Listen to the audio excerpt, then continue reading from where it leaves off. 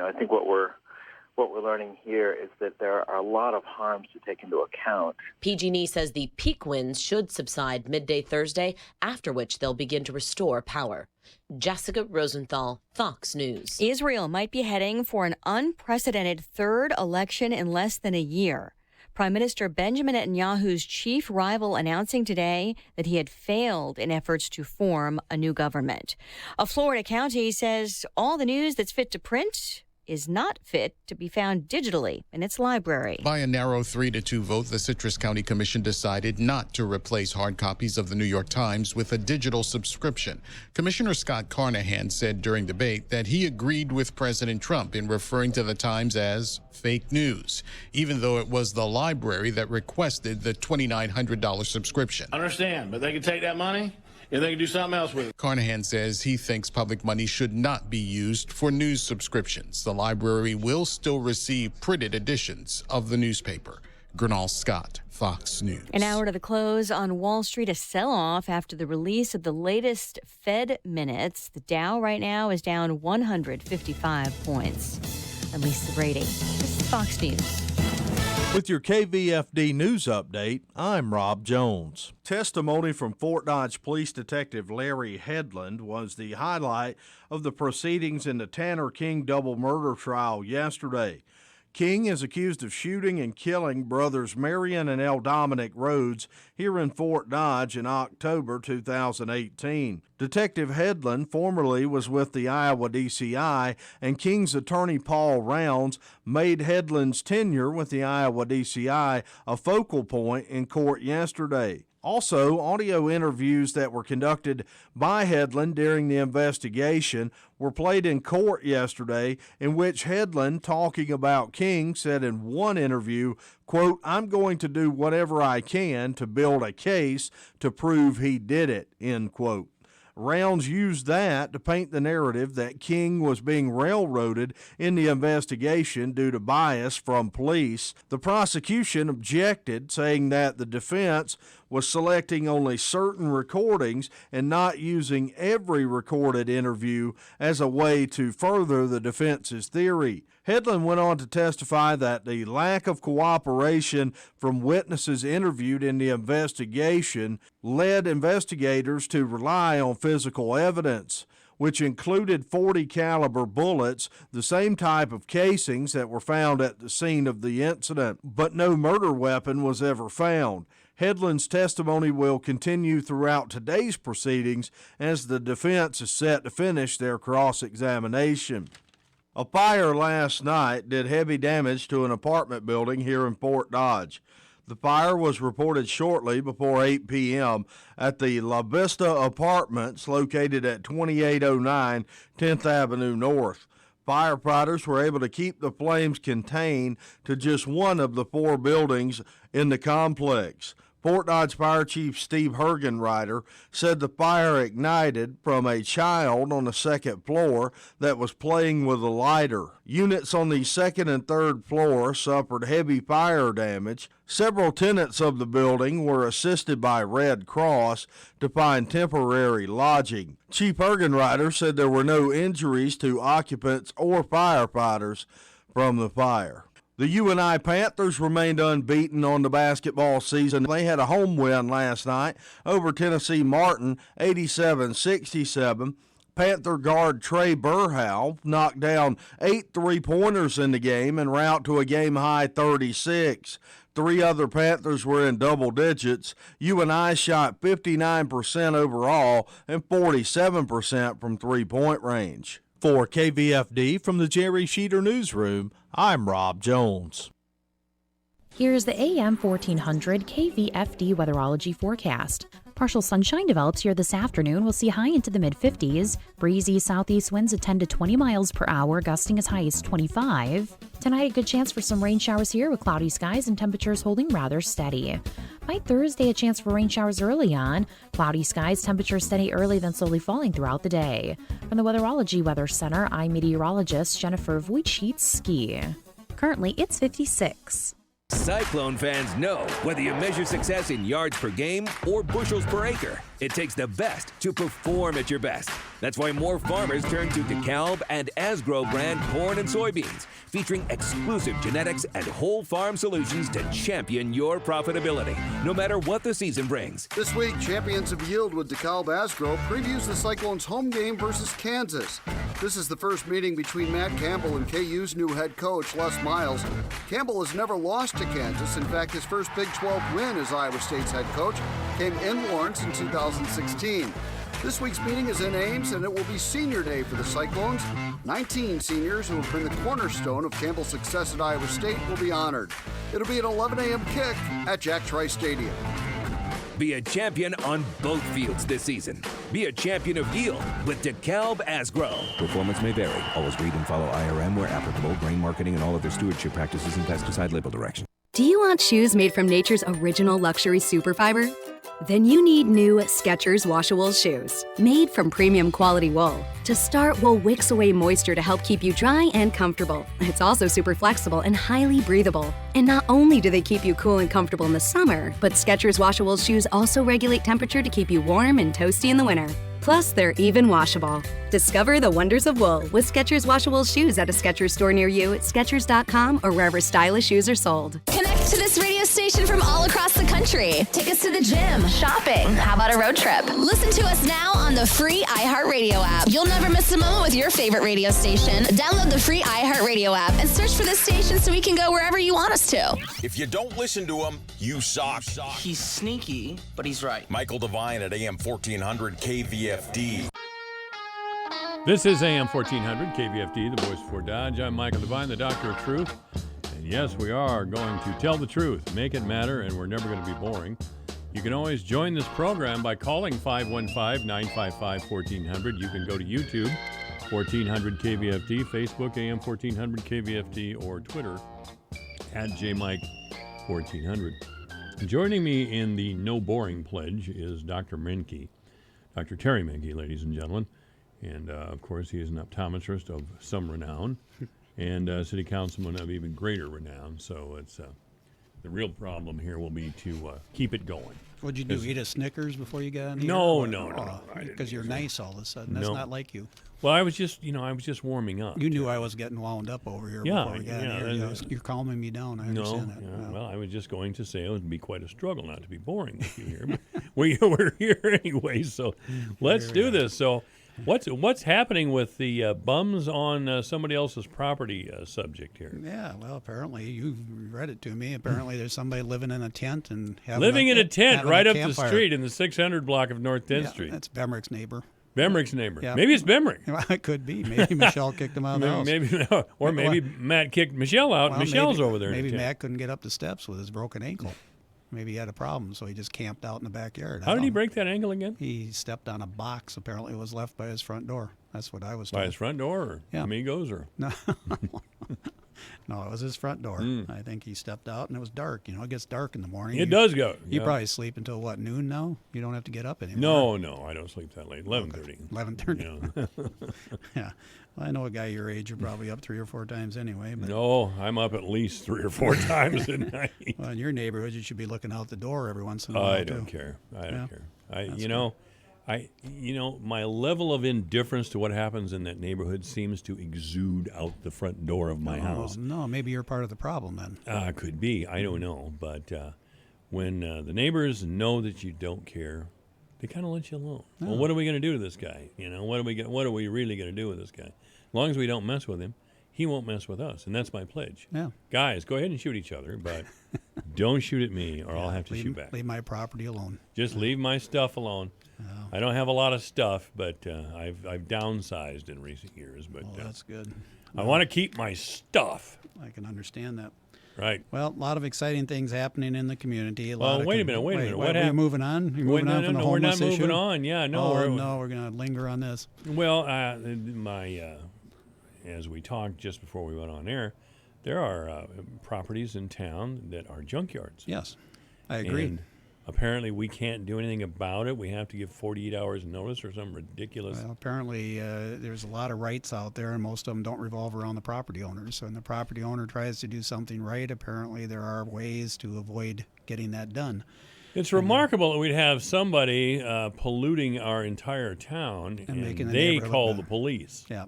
Well, again, it's a situation that's, it's basically a hoarder situation with a lot of construction debris put in a yard.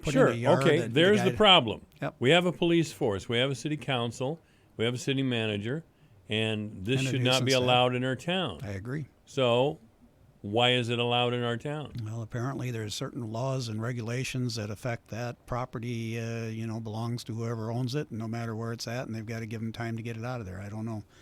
I know that That's complete gibberish, Terry. I know but that's the only logic I can make out of the deal. I don't understand it. I mean, the situation is that the landowner went over to clean it up, and the guy that owned the property said it was his, and he didn't have adequate time to get it out of there, and the cops told him. The guy that owned the junk, you mean? Owned the junk. Yeah. Yeah. Well, according to him, it's gold. Gold.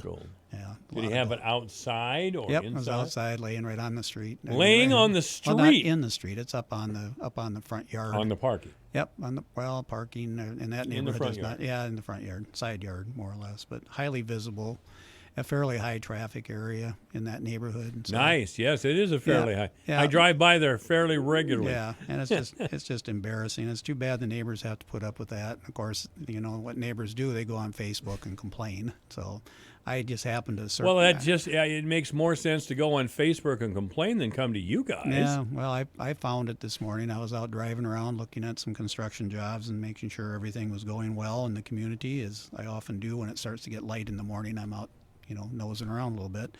And looking in people's windows, aren't you? No, I'm actually looking for garbage and stuff. And I'm looking at houses, taking pictures, C-click fixing everything. But, and I saw it and I questioned it. It had already been turned in twice. And the neighbors obviously had been venting a little bit on Facebook. I found out after the fact the house does not have running water, which means it's not rentable at this point.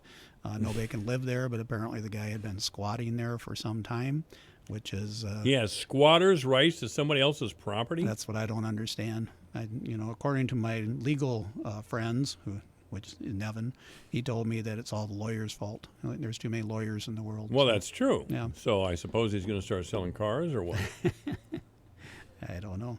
But anyway, the stuff was picked up, and the guy called the cops. The cops told the owner that he had to leave it, that the guy had more rights than he did, apparently. So they wanted me to come over and intervene, but I'm really not in the position to do that. I'm just a lowly councilman. Don't give me that. You weaseled out, didn't you? No, I didn't weasel. I had to be here. I can't be too places. Oh, you had to be here. I had to be here. I would have taken the microphone over there. Maybe we could go there. They're probably still going to be there. Okay. Yeah, knowing one of the gentlemen, I'm surprised he's not in trouble already. But no, it's and I've made a couple calls and I have not been able to get any answers. But again, this property maintenance stuff is just really a problem. I mean, we've got a lot of property that needs a lot of help, and the Housing Trust is working on some of it with the owners. We're still a poor town. There's no doubt about it. We do, and we may be a poor town for a while yet, but at the very least we can do is have a moderately clean city. Yeah. Now, if you've got junk in your yard, that should be against a number of city ordinances, I would think. Yeah. But apparently not. No. Well, again, I showed you the picture of the dumpster. I mean, we've had a couple of complaints up on North 7th Street. There's an apartment complex up there that has a dumpster that is always overflowing and the trash is blowing around. The built well over here on North 10th.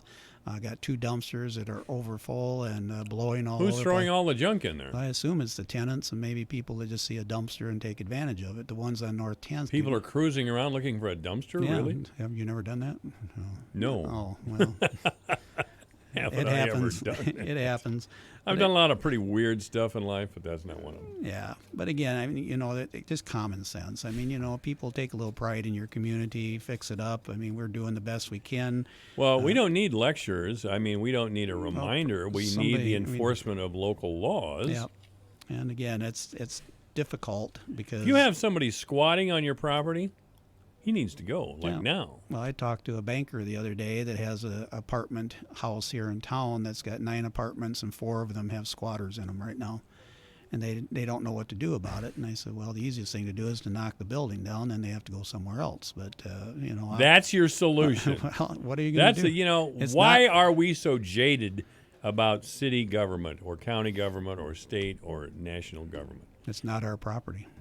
It's the Yeah, I defense got fund. it. So I what are we got supposed it. to do? Offer But we them do live services? in a community. Okay, And so we've who's gonna agreed step to up? live by certain rules and regulations.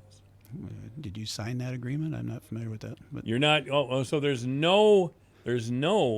nothing in the city charter, nothing in our bylaws that would tell anyone that you cannot have a lot of junk in your yard facing the street, or that you can't squat indefinitely on somebody else's property. apparently there is rules and regulations, but it's very difficult to enforce them.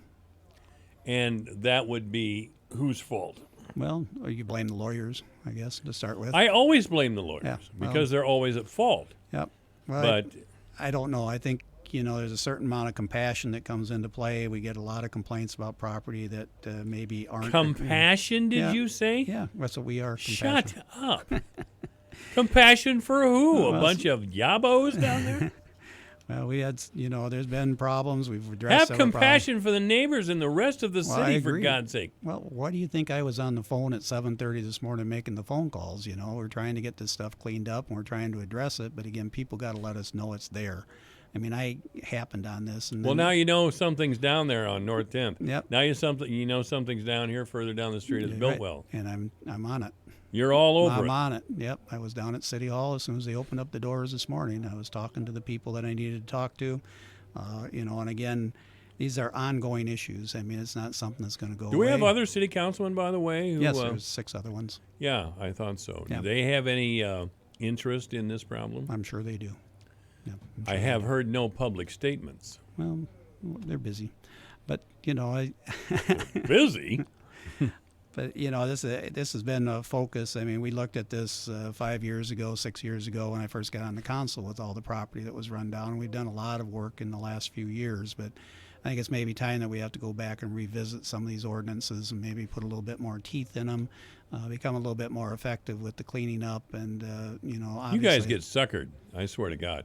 I mean, Ferrick was in here quite some time ago when they were talking about properties that the city was selling for taxes. Yeah. And people were taking them with the idea that they'd next to fix them nothing. up in the next year. Yeah. Well, a year comes and they haven't done anything. So they request another year, and the city gives it to them right away. Yeah. And a year later, nothing is happening. But we don't do that anymore. We don't. No. What do we do now? Now it started You out. were talking about being compassionate and getting everything on my was- nerves totally everything- there a minute ago. We didn't want you to be calm.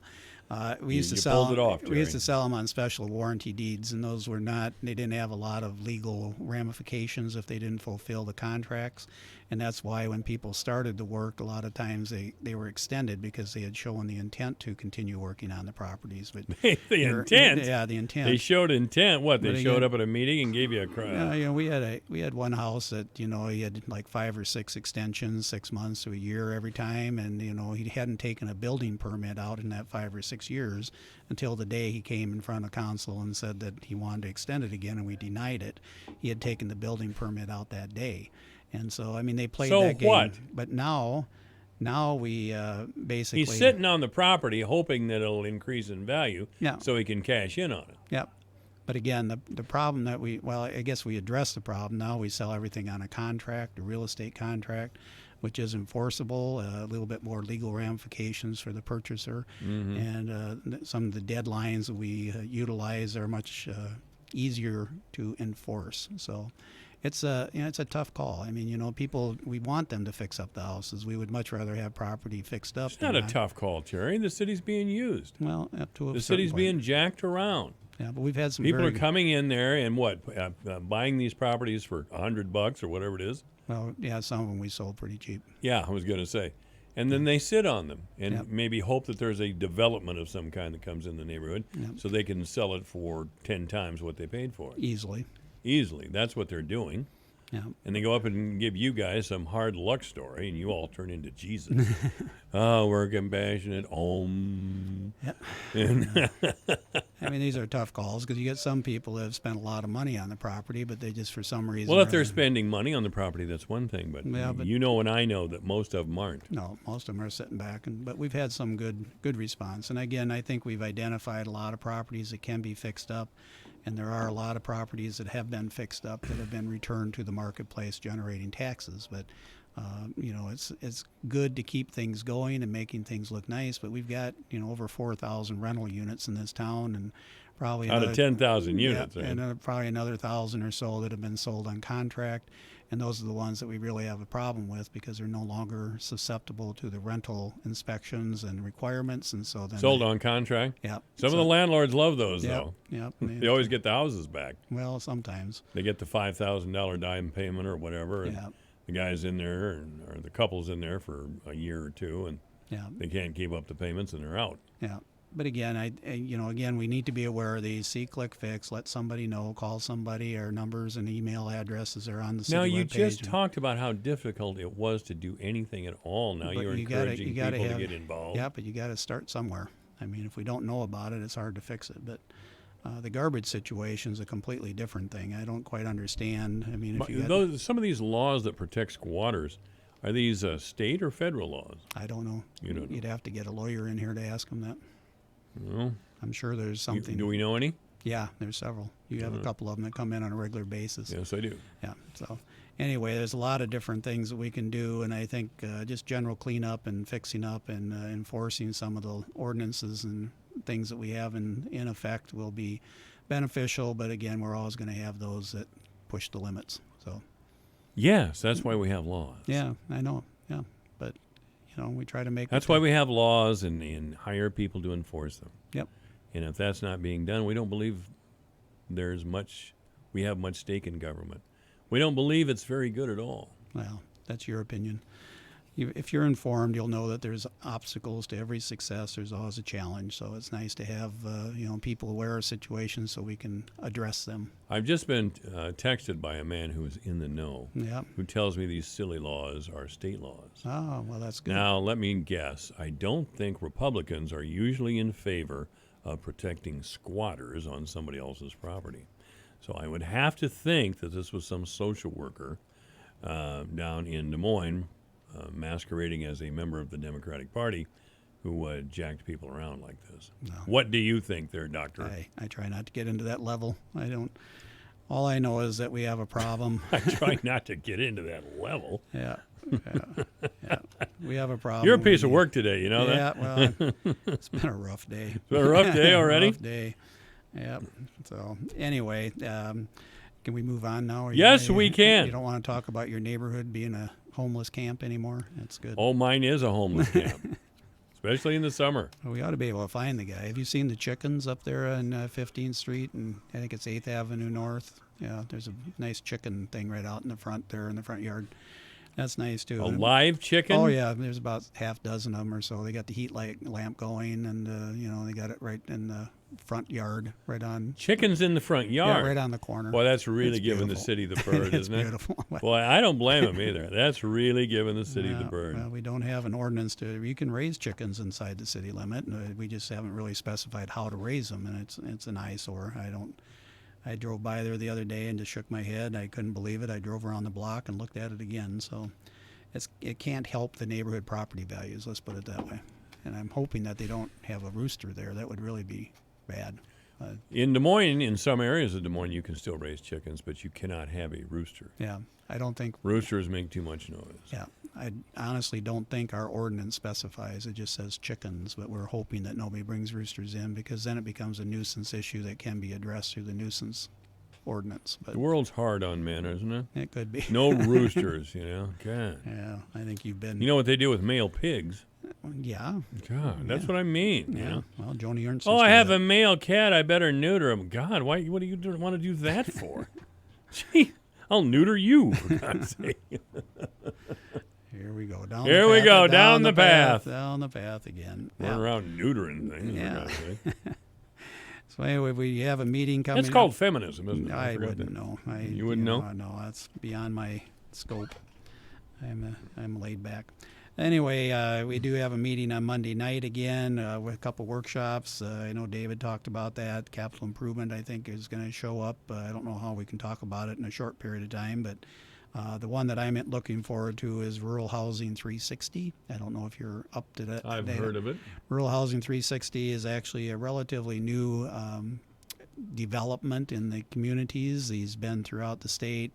The guy's a businessman just south of Des Moines, and he does make manufactured homes. And then he comes in, and the city, county, whatever, provides him with a building lot. And then he does basically backwards. He comes in, and they have a USDA, I think it's 502 lending program where they qualify the people to buy these homes. Most of the homes are 150,000 range, so they're a little bit less expensive than what our affordable housing, which is the Williams Bend affordable housing is about 225 to 250. So this is a little bit more market rate in our area. And they would come in and plop down a model home in the community, and then people could go through it and look at it, and then he can build variations of this model home.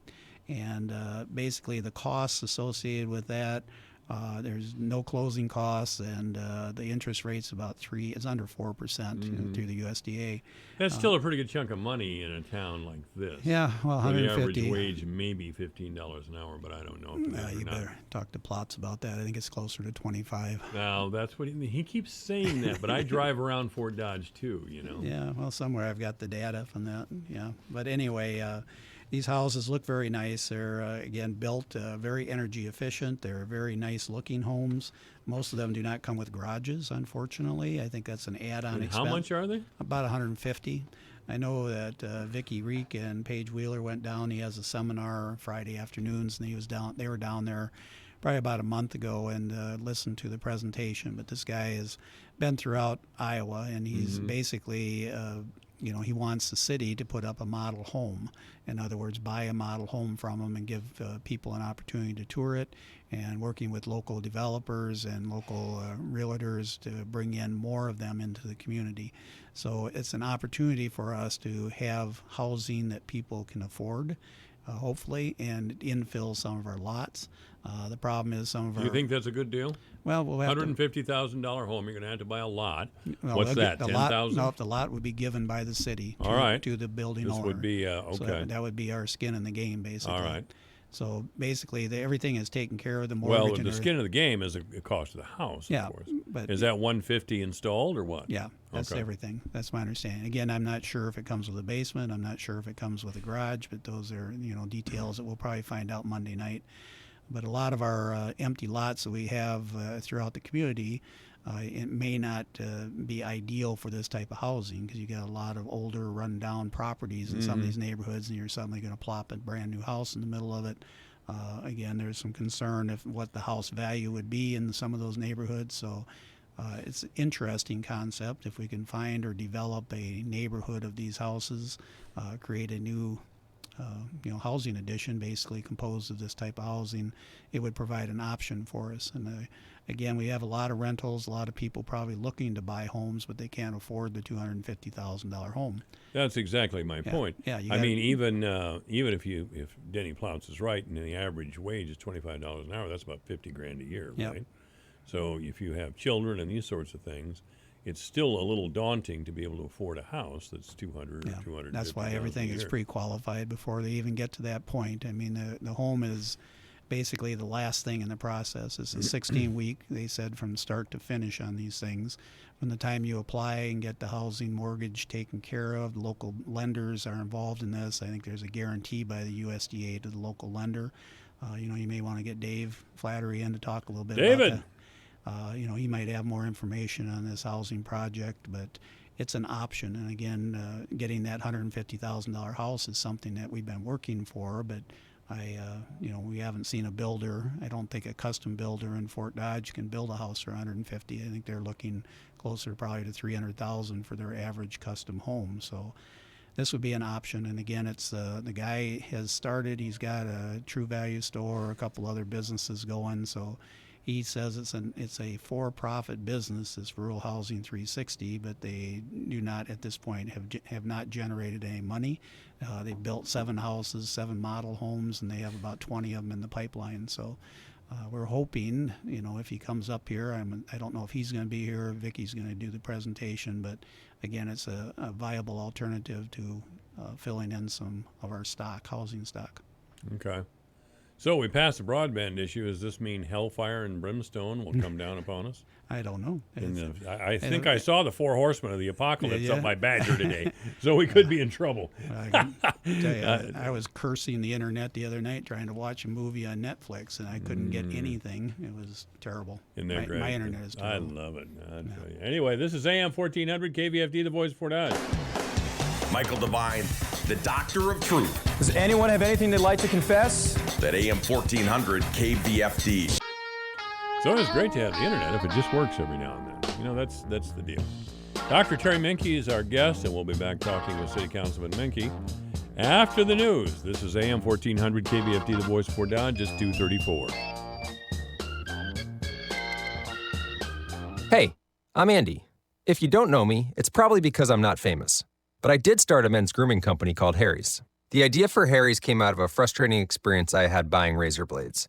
Most brands were overpriced, over-designed, and out of touch. At Harry's, our approach is simple. Here's our secret. We make sharp, durable blades and sell them at honest prices for as low as $2 each. We care about quality so much that we do some crazy things, like buy a world-class German blade factory. Obsessing over every detail means we're confident in offering a 100% quality guarantee.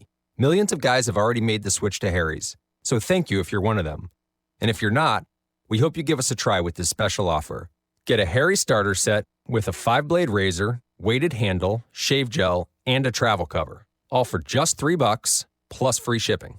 Just go to harrys.com and enter 1616 at checkout. That's harrys.com, code 1616. Enjoy! With your KVFD news update, I'm Rob Jones. Testimony from Fort Dodge Police Detective Larry Headland was the highlight of the proceedings in the Tanner King double murder trial yesterday. King is accused of shooting and killing brothers Marion and L. Dominic Rhodes here in Fort Dodge in October 2018. Detective Headland formerly was with the Iowa DCI, and King's attorney Paul Rounds made Headland's tenure with the Iowa DCI a focal point in court yesterday. Also, audio interviews that were conducted by Headland during the investigation were played in court yesterday, in which Headland, talking about King, said in one interview, quote, "I'm going to do whatever I can to build a case to prove he did it," end quote. Rounds used that to paint the narrative that King was being railroaded in the investigation due to bias from police. The prosecution objected, saying that the defense was selecting only certain recordings and not using every recorded interview as a way to further the defense's theory. Headland went on to testify that the lack of cooperation from witnesses interviewed in the investigation led investigators to rely on physical evidence, which included .40 caliber bullets, the same type of casings that were found at the scene of the incident, but no murder weapon was ever found. Headland's testimony will continue throughout today's proceedings as the defense is set to finish their cross-examination. A fire last night did heavy damage to an apartment building here in Fort Dodge. The fire was reported shortly before 8 p.m.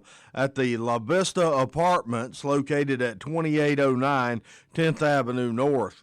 Firefighters were able to keep the flames contained to just one of the 4 buildings in the complex. Fort Dodge Fire Chief Steve Hergenreiter said the fire ignited from a child on the second floor that was playing with a lighter. Units on the second and third floor suffered heavy fire damage. Several tenants of the building were assisted by Red Cross to find temporary lodging. Chief Hergenreiter said there were no injuries to occupants or firefighters from the fire. The UNI Panthers remained unbeaten on the basketball season. They had a home win last night over Tennessee Martin, 87-67. Panther guard Trey Burhow knocked down 8 3-pointers in the game en route to a game-high 36. 3 other Panthers were in double digits. UNI shot 59% overall and 47% from three-point range. For KVFD from the Jerry Sheeter Newsroom, I'm Rob Jones. This is AM 1400 KVFD, the voice for Dodge 237, and the weather mostly cloudy with a high temperature today of 56 degrees, which is where we are right now. Overnight, some rain Wind gusting up to 26 miles per hour, 100% chance of precipitation overnight. Tomorrow, rain likely early before 8 o'clock, then sunny as the day goes on. Friday, it'll be sunny with a high of 37. On Saturday, sunny with a high of 45. Sunday, mostly sunny with a high of 50. Thank you, Jesus. On Monday, mostly sunny with a high of 46. And on Tuesday, chance of rain and snow with a high of 41 degrees. Right now, 56 degrees at AM 1400. KVFD, the voice of Fort Dodge. Obituaries this hour brought to you by Gunderson Funeral Home and Cremation Services at 1615 North 15th Street, Fort Dodge. You may contact Gunderson Funeral Home and Cremation Services by calling 515-576-7128 or online at www.gundersonfuneralhome.com. Glenn Pratt Jr. of Fort Dodge has died at the age of 78. He went by Junebug. Mr. Pratt died on Monday at the Fort Dodge Villa Care Center. Arrangements have been entrusted to Gunderson Funeral Home and Cremation Services for Glenn Pratt Jr., known as Junebug Pratt, in our area. Obituaries this hour brought to you by Gunderson Funeral Home and Cremation Services at 1615 North 15th Street, Fort Dodge. You may contact Gunderson Funeral Home and Cremation Services by calling 515-576-7128 or online at www.gundersonfuneralhome.com. It's 2:40 with a look at the closing markets here at KVFD. Here's Dwayne Murley. Here's a look at how the markets closed today. December corn down 3 1/4 at 3.66 3/4. March down 3 1/2 cents at 3.77 1/4. May down 3 3/4 at 3.83. July down 3 1/4 at 3.89 1/4. January soybeans down 6 1/2 cents at 9.05. March down 5 1/2 at 9.19. May down 4 3/4 at 9.32. July down 4 cents at 9.43 3/4. December wheat up 3 1/2 at 5.15 1/2. Soybean meal down 2.20 a ton at 2.99.80. December live cattle up 52 cents at 119.30. February up 42 at 125.47. November feeders unchanged at 146.60. November up a nickel at 144.07. December lean hogs closed down 170 at 60.45. February down 285 at 66.77. From the farm desk, I'm Dwayne Murley. Take the worry out of winter with the Winter Weather Advisor on the voice of Fort Dodge, AM 1400 KVFD. We'll keep you informed on hazardous driving conditions, delays, cancellations, and closings. The Winter Weather Advisor is brought to you by Superior Siding, experts at siding, roofing, windows, and gutters. Superior Siding, providing you with the service you deserve. For more information, find Superior Siding at superiorsidingwindows.com. Take the worry out of winter with the Winter Weather Advisor on the voice of Fort Dodge, KVFD. 'Tis the season, so shop the Christmas store at the Keon Central. They have a beautiful selection of decorated Christmas trees and wreaths, ornaments, and other holiday decor, as well as clothing, household items, and furniture. All proceeds benefit the Domestic Sexual Assault Outreach Center, providing sheltering services for victims of violence for 20 counties in north central Iowa. The Keon Central, 1030 Central Avenue, Fort Dodge. Open Monday through Friday, 10 to 5. As the nation's leader in pork production and pork exports, Iowa's pork producers are doing things right. It's their ethical and moral responsibility. Hog farmers keep their pigs safe and healthy, safeguard natural resources, protect public health, and build strong communities every day. Pork quality, responsible production, and continuous improvement are roles they take very seriously. Iowa's pork producers, producing safe, affordable food.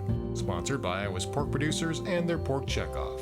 The Webster County pork producers remind you when it comes to protecting their family's health, Iowa's pig farmers are some of the most concerned people around. Safe, affordable, delicious, and nutritious pork can be served for your dinner tonight. Roasted, grilled, stewed, sautéed, stir-fried, broiled, kebabbed, sauced, dipped, sandwiched in your new recipes and your old recipes. Why not buy some pork today and serve it up tonight? This message brought to you by the Webster County pork producers, striving to serve people, pigs, and the planet. Michael Devine, the mayor of Manville. It's a fancy title for a part-time job. Michael Devine at AM 1400 KVFD. This is AM 1400 KVFD, the voice of Fort Dodge. I'm Michael Devine, the Doctor of Truth and the mayor of Manville. I have a mere city councilman with me here. So don't let your love start slipping away.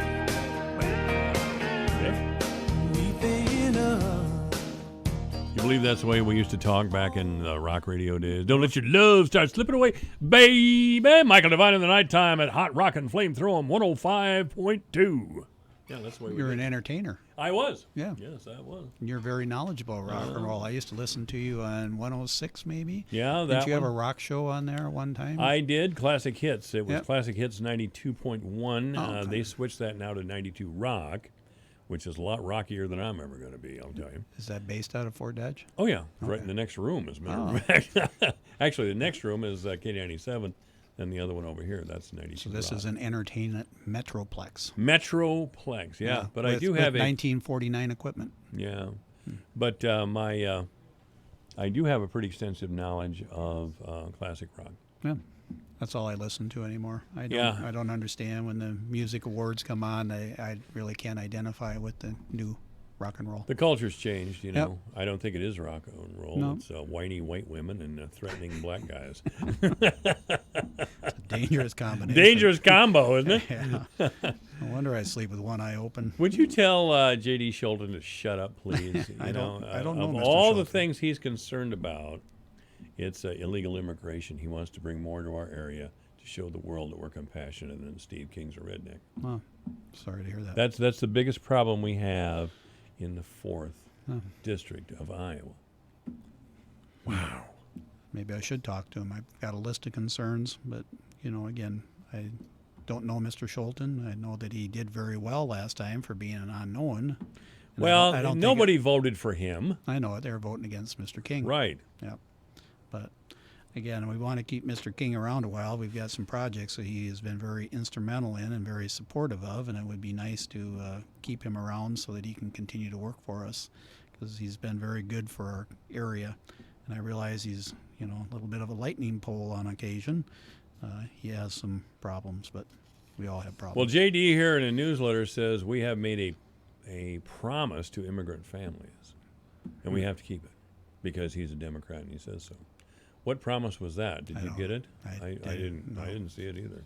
Didn't come across my I think Twitter what he's feed. really talking about is I'm making a promise to IBP and all the other packing plants over there that I, J.D. Sholton, am on your side. If you want to exploit your workers, have them work for $6.50 an hour, I'm on board. It should be interesting. Should be an interesting election cycle, this next one. So I did want to talk a little bit about the Bill grant. I know in the past we did apply for that for our intermodal transportation hub adjacent to the Warden Plaza, and we were turned down, but the DOT did announce $900 million more in bill grants on the 12th of November, and one of the recipients was the Des Moines area.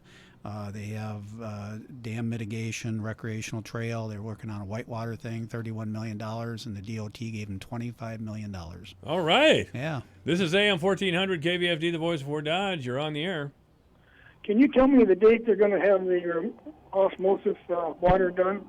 That's 2020. The plant is still, I think we're under a DNR order to have it done by 2020, and I think we're online for probably fall of 2020. And construction's still underway, but it's going to be next year when we're going to be up and operational. Thank you for doing a good job. You bet. Thank you.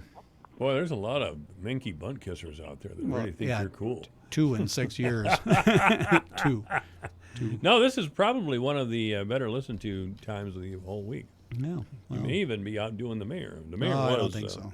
No, Mayor is very intelligent. He's very well informed. Like I said, people tell Mayor Matt a lot of stuff. They will tell me if I ask them, but sometimes I don't know what to ask. So, but anyway, you may recall we do have a couple of dams that we took out last year, and we had the stream bank credits. That was the way we financed that, was to get some stream bank credits. We had, I believe, just over 10,000 that we were selling at $200 a piece, and it's my understanding that we have had a very active interest in that recently, and that most of our dam credits will be sold relatively quickly. That money will be turned around and dumped into the riverfront redevelopment, so the riverfront master plan program will be coming back into play. I think there's a lot of excitement about that. The biggest issue now is what can we build down there, because theoretically the floodplain has changed a little bit with the removal of the dams. So they have to go back in and do a survey in order to find out where the new floodplain is at. Obviously, there's some restrictions on what can be built on a floodplain and what we have to do to elevate it if necessary. Hopefully, we can get some buildings and get some interest in that Casino Park area down on the river. I think that's, we're one of the few communities with a nice river running through it that really hasn't capitalized on it, which is really too bad. So. We've been too busy trying to find something to eat in some cases. Well, that's true. Yeah. So anyway, we are working aggressively on that, and the silo art, as you know, is done. We Castor Construction got the bid to do the parking lot and the trailway around the silo, and I was down there this morning. The concrete work's pretty well done. They had it tarped, keeping it nice and warm on these cold nights. It's supposed to get colder later, isn't it? Down in the 30s again. Oh, so yeah. Weather report, no extra charge. Right. But they're doing some backfilling down there, so I think, next spring at least, when they start doing some landscaping, bring in some benches, bring in some lighting, that'll really cap that trailhead in the area down around the silo art. It's going to look very nice, very pretty. Very pretty? That's what we need, pretty. From what I understand, Rob Jones, our newsman, is going to bring more of this information forward in just a minute, but there has been a power outage on the west side of town. That's not good. Isn't that your ward? That's my ward. 1,000 people are without power right now. Squirrel. That must be a big one. But a big old squirrel. So About a 6'5" squirrel. So we're telling the people that don't have power that they don't have power. No, we're telling the rest of the city. Oh, we're telling everybody What else. are we supposed to do? Ignore it, Terry? No. 1,000 people without power, but that's no big deal. They can't hear us over at their house. Shut up. I'm just saying you're talking to the people who can't hear you. So unless they're in their car. They don't need to know they're without power. They don't? They know. They don't need to be told. Okay. Are you sure you graduated from school? Oh, here it is.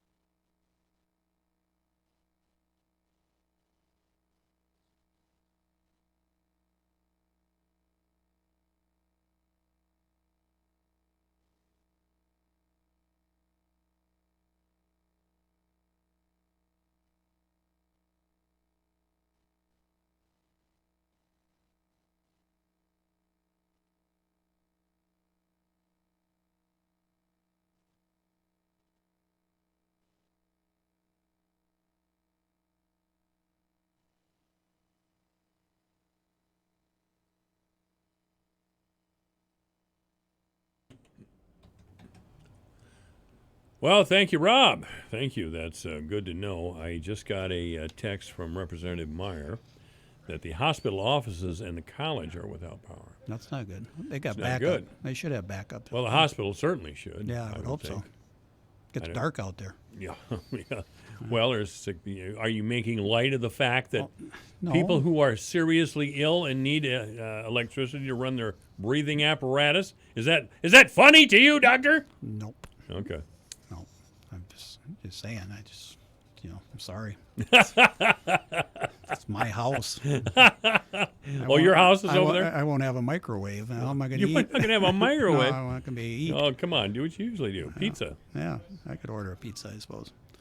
Yeah, so be careful out there. The traffic lights obviously aren't working, and it's dangerous enough out there in some of those intersections. So that's right. Yeah, so Representative Meyer also said that the hospital has a backup generator. Yeah, that's good. Which doesn't surprise me. I spent part of Saturday with Representative Meyer. You did? Yep, took her to prison. Does Dr. Meyer know that? Yeah, I think so. Yeah, we took her to prison. You took her to prison? Yeah. Actually, I was with her in prison twice Never last take week. women to a men's prison. Oh, no, she had a great time. She came out and helped us with the backpack program on Saturday. And she did? Well, yeah, how nice. yeah, That's wonderful. It was nice. AM 1400 KVFD, good afternoon. You're on the air. Yeah, speaking of bad intersections, I was wondering... Can't hear you, sir. Can you speak more directly into the receiver there? Sorry about that. Speaking about bad intersections, is there any plans to do anything with First Avenue South and 15th Street? First Avenue South and 15th. What's the problem there, sir? It's just a terrible intersection. It should have like a turning light or a turning arrow. Okay. You know, that road, First Avenue South, just opened up again. That was some preliminary work. That whole intersection from First South to Central will be dug up in the spring. Castor Construction got that bid. It was just over $3 million. That intersection will actually be the same as 25th and 29th with left turn lanes, right turn lanes, and a center going straight. And that is going to be done next spring. And again, I think that's something that needed to be done some time ago. That's one of the higher traffic accident areas with that left turn heading north on 15th off of First South. It's hard to see sometimes. So that is and has been on the agenda for a couple years, and we finally got preliminary work done with Castor on First South. Now they'll tear the rest of it up this spring. So Perfect. Thank you. Thank you. Yeah, I'm glad the caller brought that up. Right down here at 10th Street and First North, that's I don't know who made the decision to make First North, which was at one time a one-way, of course, pretty much straight through on this side of, I think it's 9th Street. Cars, I'll tell you, they move right down down that stretch of road. And if you pull up, especially heading south on the Billwell Hotel, or even heading north by the Baptist Church, there's usually a van or a big truck or something. You can't see where these cars are coming. And again, they're coming pretty fast. Yep, we talked about it. And there's an incline there. I mean, it's 20 a mile an hour speed limit through there too. Which right, nobody Terry. believes. The cars down there. If you hadn't, I saw it this 20 morning. miles an hour. Yeah, I don't even go 20 there. Yeah, I know it. Thanks for your contribution. But anyway, down on 7th Street. Is there anybody I can talk to? Because I know I'll get the run. He'll be here on next that Tuesday. Question. Who's Tuesday. that, Farrig? Yeah, the big guy. He handles all that. But 7th Street's a bad one. I know Kim and I have been talking about that. We've had several complaints about 7th Street pulling out down there, like by the Salvation Army coming up on First North. There's a lot of near misses down there. Oh, I believe that. And we've asked for a stop sign down there, and we were told because of traffic flow and then whatever, it's a never-ending story. They just don't like to put stop signs up. Traffic flow? Yeah, they don't want to slow people down. But we had that problem up by St. Ed's when they did 22nd Street. They don't want to slow people down. They've got those doggone speed camera cars. Yeah, but that's a money generator. Didn't you know that's for public safety? Oh, I public safety. I forgot again. Yeah, you forgot. Yeah, but we had a request up by St. Ed's to put a stop sign up there, and we worked on that for a couple years before it was finally done. And I think St. Ed's really appreciated that because it does slow down with the new church. Have you been up to see the new church yet? It's beautiful. It's the new, huge. The new Catholic church. Yeah, I don't know what are they going to call that? I don't know. I was just going to ask you. I don't know. The church? I don't know. Yeah, the bishop really doesn't get in touch with me that much. He doesn't? I used to. When he was a priest, I gave my confession. We were there all day. So. That's what they call a good start. Yeah, a good start. Yeah. So anyway, the water plant work is continuing as we talked about. The fire department, they poured the concrete out back for the parking lot. They're wrapping that concrete work up. Obviously, it's getting late in the year. They're going to add an additional office space on the north side of the building probably next spring. The main office, the chief's office, and I think the administrative assistant's office will move into the new gym area for a while temporarily. City Hall, the remodel, we've got that. Those bids are coming in December. They'll probably start those around the first of the year. As a result of the City Hall remodel, Jeff and David's offices will be moved around into the Parks and Rec area. And Lori in the Parks and Rec area are going to move down to C2, down on Central Avenue during the remodel. I would assume that's probably going to be 6-7 months. It seems like all these projects take that long. Right. They're going to create a new office space for David and Jeff, and then hopefully a little meeting room. Our executive sessions, when we meet in council, we don't really have any place to go. The second floor meeting room is going to be remodeled, and so this will create an additional space where we can go and have our off-the-record discussions. Sure. Personnel issues, Personnel issues. Yeah, and when they go in and reprimand me. Don't like to do that publicly. Yeah. So anyway, that's all going to be happening. It's weird to have a city manager that really looks like he could beat the hell out of the entire council, doesn't it? Yeah. I think I could probably outrun him for 10 feet. I don't think you could, actually. Yeah, okay. I think he wouldn't even have to move. He'd just reach out one of those long arms and he'd have you. So anyway, have you seen the new South Dakota logo for meth? Have you seen that? No. It says meth, we're on it. That was a $500,000. I don't know who thought that up. It's a $500,000 meth. We're on it big time. We got $100 a day happen.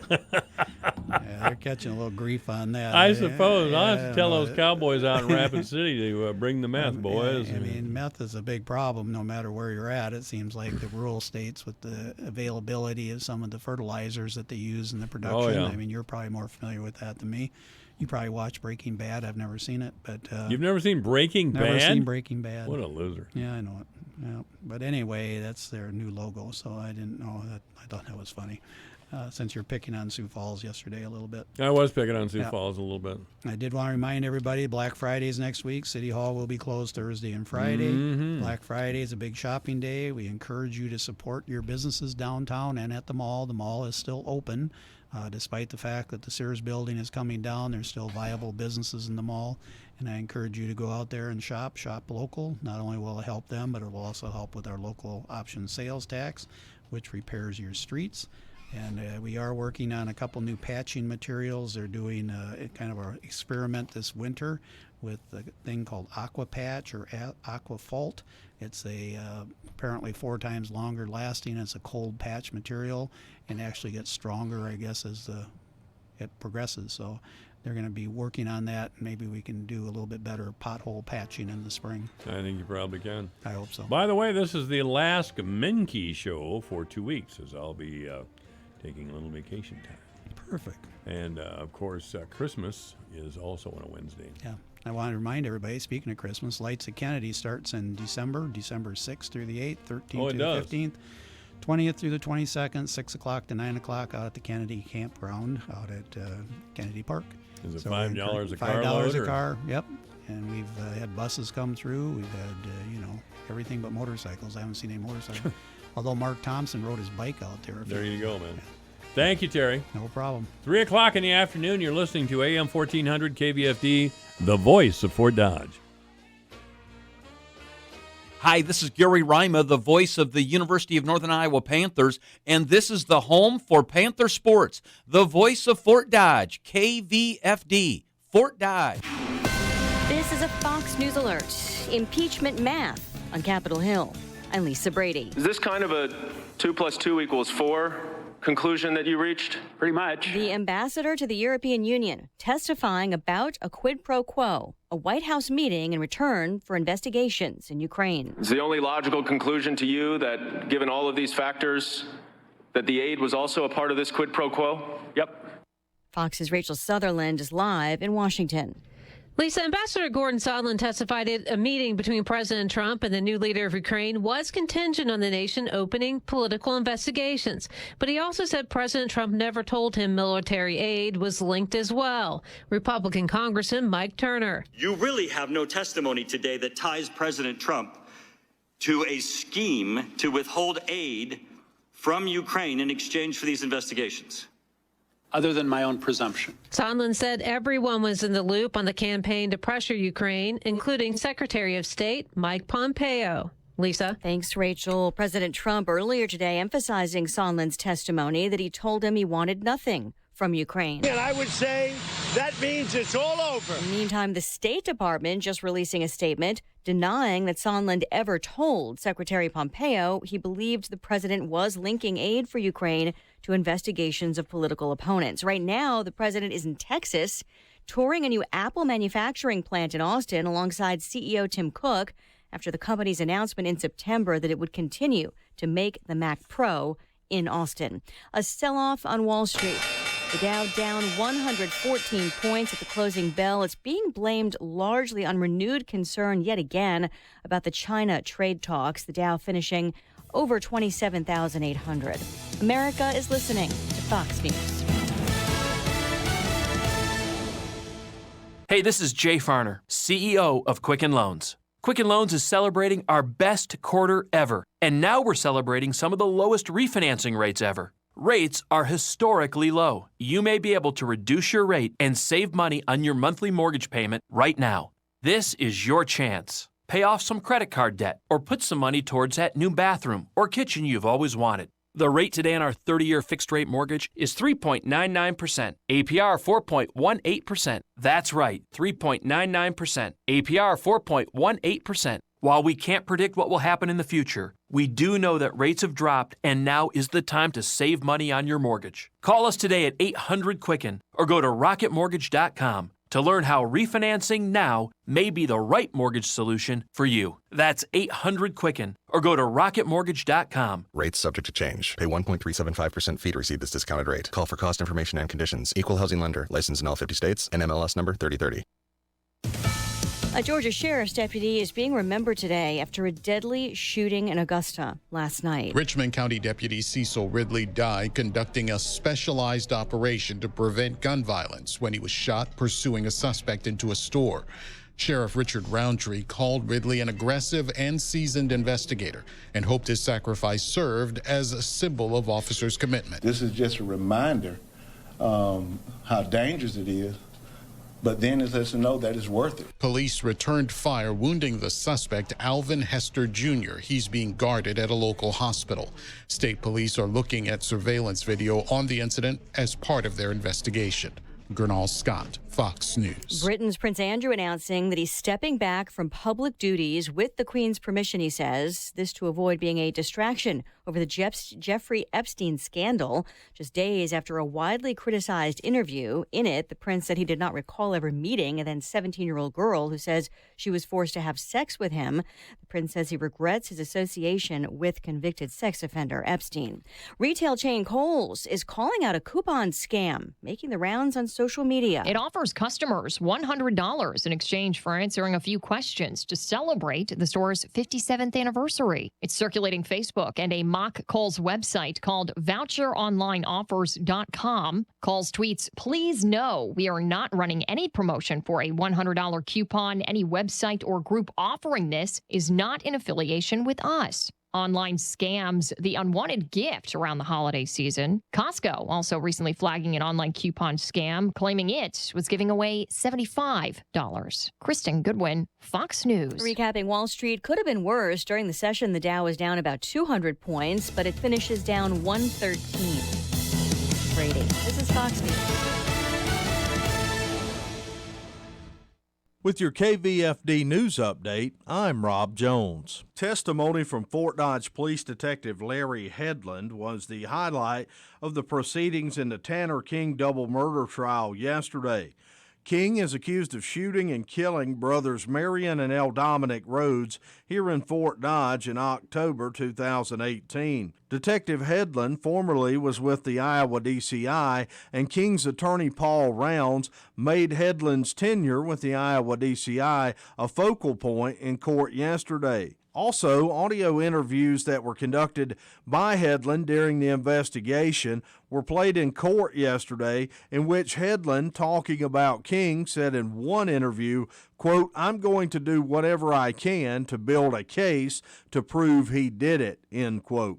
Rounds used that to paint the narrative that King was being railroaded in the investigation due to bias from police. The prosecution objected, saying that the defense was selecting only certain recordings and not using every recorded interview as a way to further the defense's theory. Headland went on to testify that the lack of cooperation from witnesses interviewed in the investigation led investigators to rely on physical evidence, which included .40 caliber bullets, the same type of casings that were found at the scene of the incident, but no murder weapon was ever found. Headland's testimony will continue throughout today's proceedings as the defense is set to finish their cross-examination. A fire last night did heavy damage to an apartment building here in Fort Dodge. The fire was reported shortly before 8 p.m. at the La Vista Apartments located at 2809 10th Avenue North. Firefighters were able to keep the flames contained to just one of the four buildings in the complex. Fort Dodge Fire Chief Steve Hergenreiter said the fire ignited from a child on the second floor that was playing with a lighter. Units on the second and third floor suffered heavy fire damage. Several tenants of the building were assisted by Red Cross to find temporary lodging. Chief Hergenreiter said there were no injuries to occupants or firefighters from the fire. The UNI Panthers remained unbeaten on the basketball season. They had a home win last night over Tennessee Martin, 87-67. Panther guard Trey Burhow knocked down 8 3-pointers in the game en route to a game-high 36. 3 other Panthers were in double digits. UNI shot 59% overall and 47% from three-point range. For KVFD from the Jerry Sheeter Newsroom, I'm Rob Jones. Here's the AM 1400 KVFD weatherology forecast. Cloudy skies expected this afternoon with daytime highs approaching 56. Southeast winds 10 to 20 miles per hour. Overcast skies again. Tonight, scattered rain showers likely. Lows dip down to about 38. Cloudy skies. Tomorrow, scattered rain showers likely. Daytime highs approaching 46. From the Weatherology Weather Center, I'm meteorologist Jennifer Wojcicki. Currently, it's 56. I need results, so I choose the one system I trust to take weeds down and keep them down on even my toughest acres. With the Roundup Ready Extend crop system, I get the proven performance of Roundup Ready 2 Extend soybeans, combined with XtendiMax herbicide with Vapor Grip technology for control of more weeds than any other soybean system. Up to 14 days of soil activity on labeled weeds, and the kind of yield potential that helps keep me in the black. All to deliver my kind of results, season after season. I choose the Roundup Ready Extend crop system. I choose results. See why the Roundup Ready Extend crop system continues to be the #1 soybean system planted by farmers when you visit RoundupReadyExtend.com. XtendiMax is a restricted use pesticide. Performance may vary. Always read and follow grain marketing and all other stewardship practices and pesticide label directions. Check local regulations for specific requirements in your state. Who are you? I'm the ghost of Christmas past. What are you doing at the general store? Shopping! The general store is packed with everything Christmas. From Christmas sweaters and fancy clothes to Christmas trees and decor. I wish there were a general store back in my day. And who are you? I'm the ghost of Christmas future. I'm here to tell people to hurry to the general store now before all the Christmas items are gone. Because they will be gone. Don't get Scrooged. Find the joys of Christmas now at the general store, 12 North 25th, Fort Dodge. Now, we've all heard this way too often. Want a car? But you must act now, because these deals won't last long. If you're like me, when it comes to making a big purchase like buying a car, you don't want someone yelling a lot and pressuring you into getting something you can't afford. So I did my research. For your next used vehicle, do your research and then head to Humboldt Motor Sales. The atmosphere is relaxing and they'll help you find the pre-owned vehicle of your dreams. So when people ask where you got your ride, the answer is simple. Humboldt Motor Sales or online at HumboldtGM.com. Loffer-Swiler's Funeral Home understands that losing a loved one is one of the most difficult things you will ever experience. They understand that a family who has experienced the loss of a loved one needs immediate assistance that often can't wait until the next morning. Loffer-Swiler's is there in the darkest moment of a family's life, guiding them through the emotional roller coaster of saying goodbye. More importantly, the staff at Loffer-Swiler's listens and they care. Loffer-Swiler Funeral Home, Fort Dodge, serving families like yours since 1856. This is happening.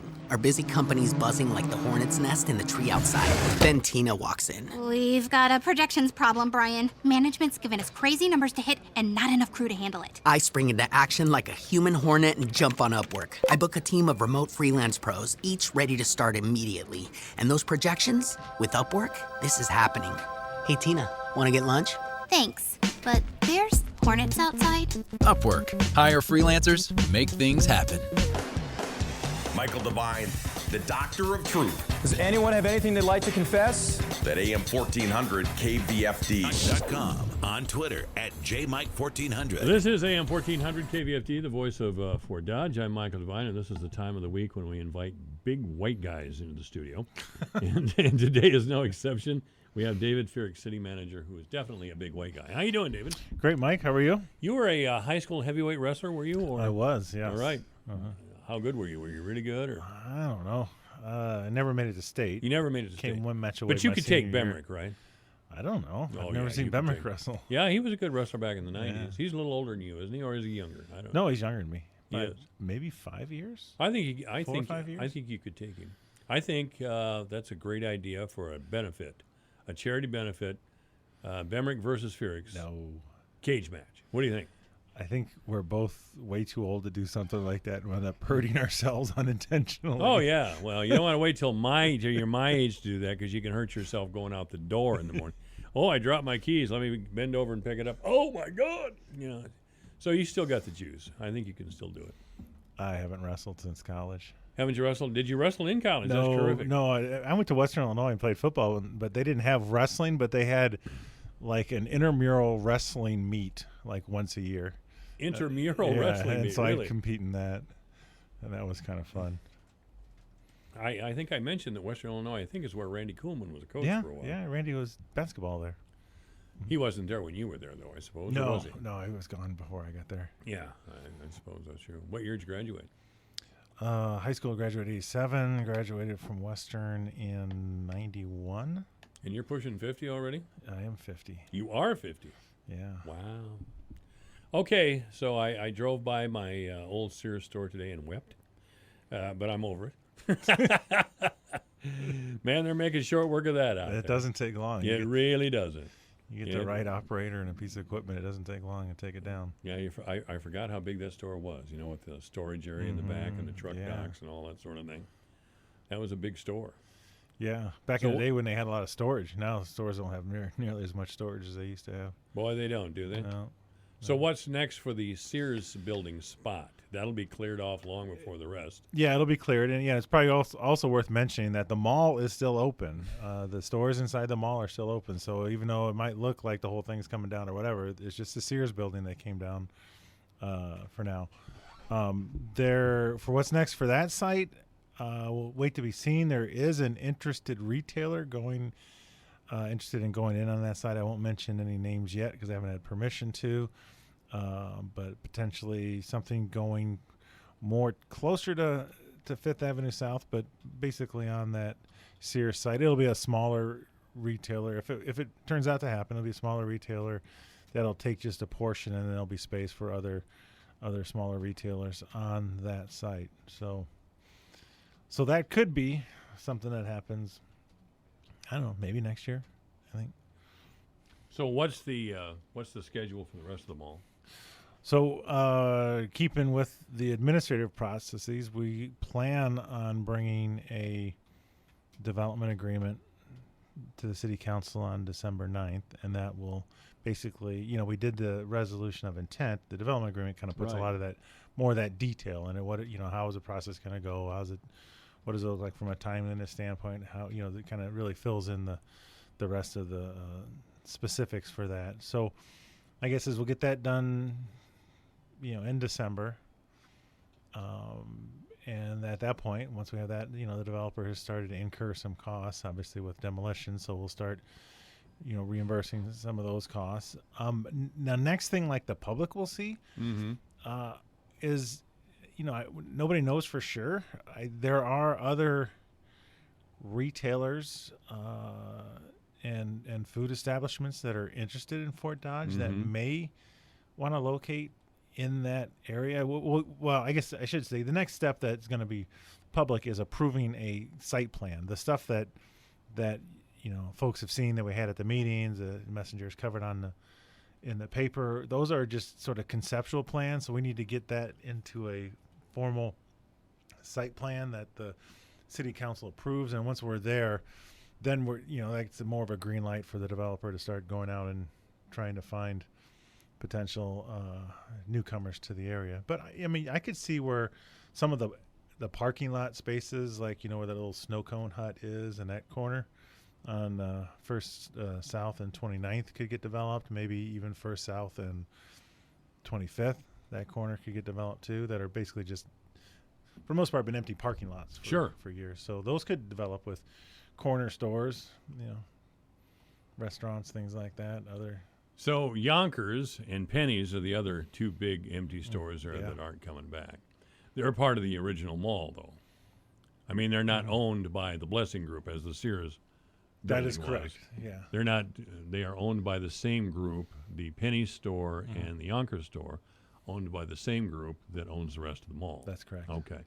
Is there a demolition schedule for those two stores? Nothing scheduled. I mean, from a conceptual standpoint, we'll have to see if it would make sense to take those down incrementally, and then still leave the main part of the mall operational for a while. I mean, those are things that are going to get figured out. Would taking down the Penny store and the Yonkers store affect the main operation of the mall?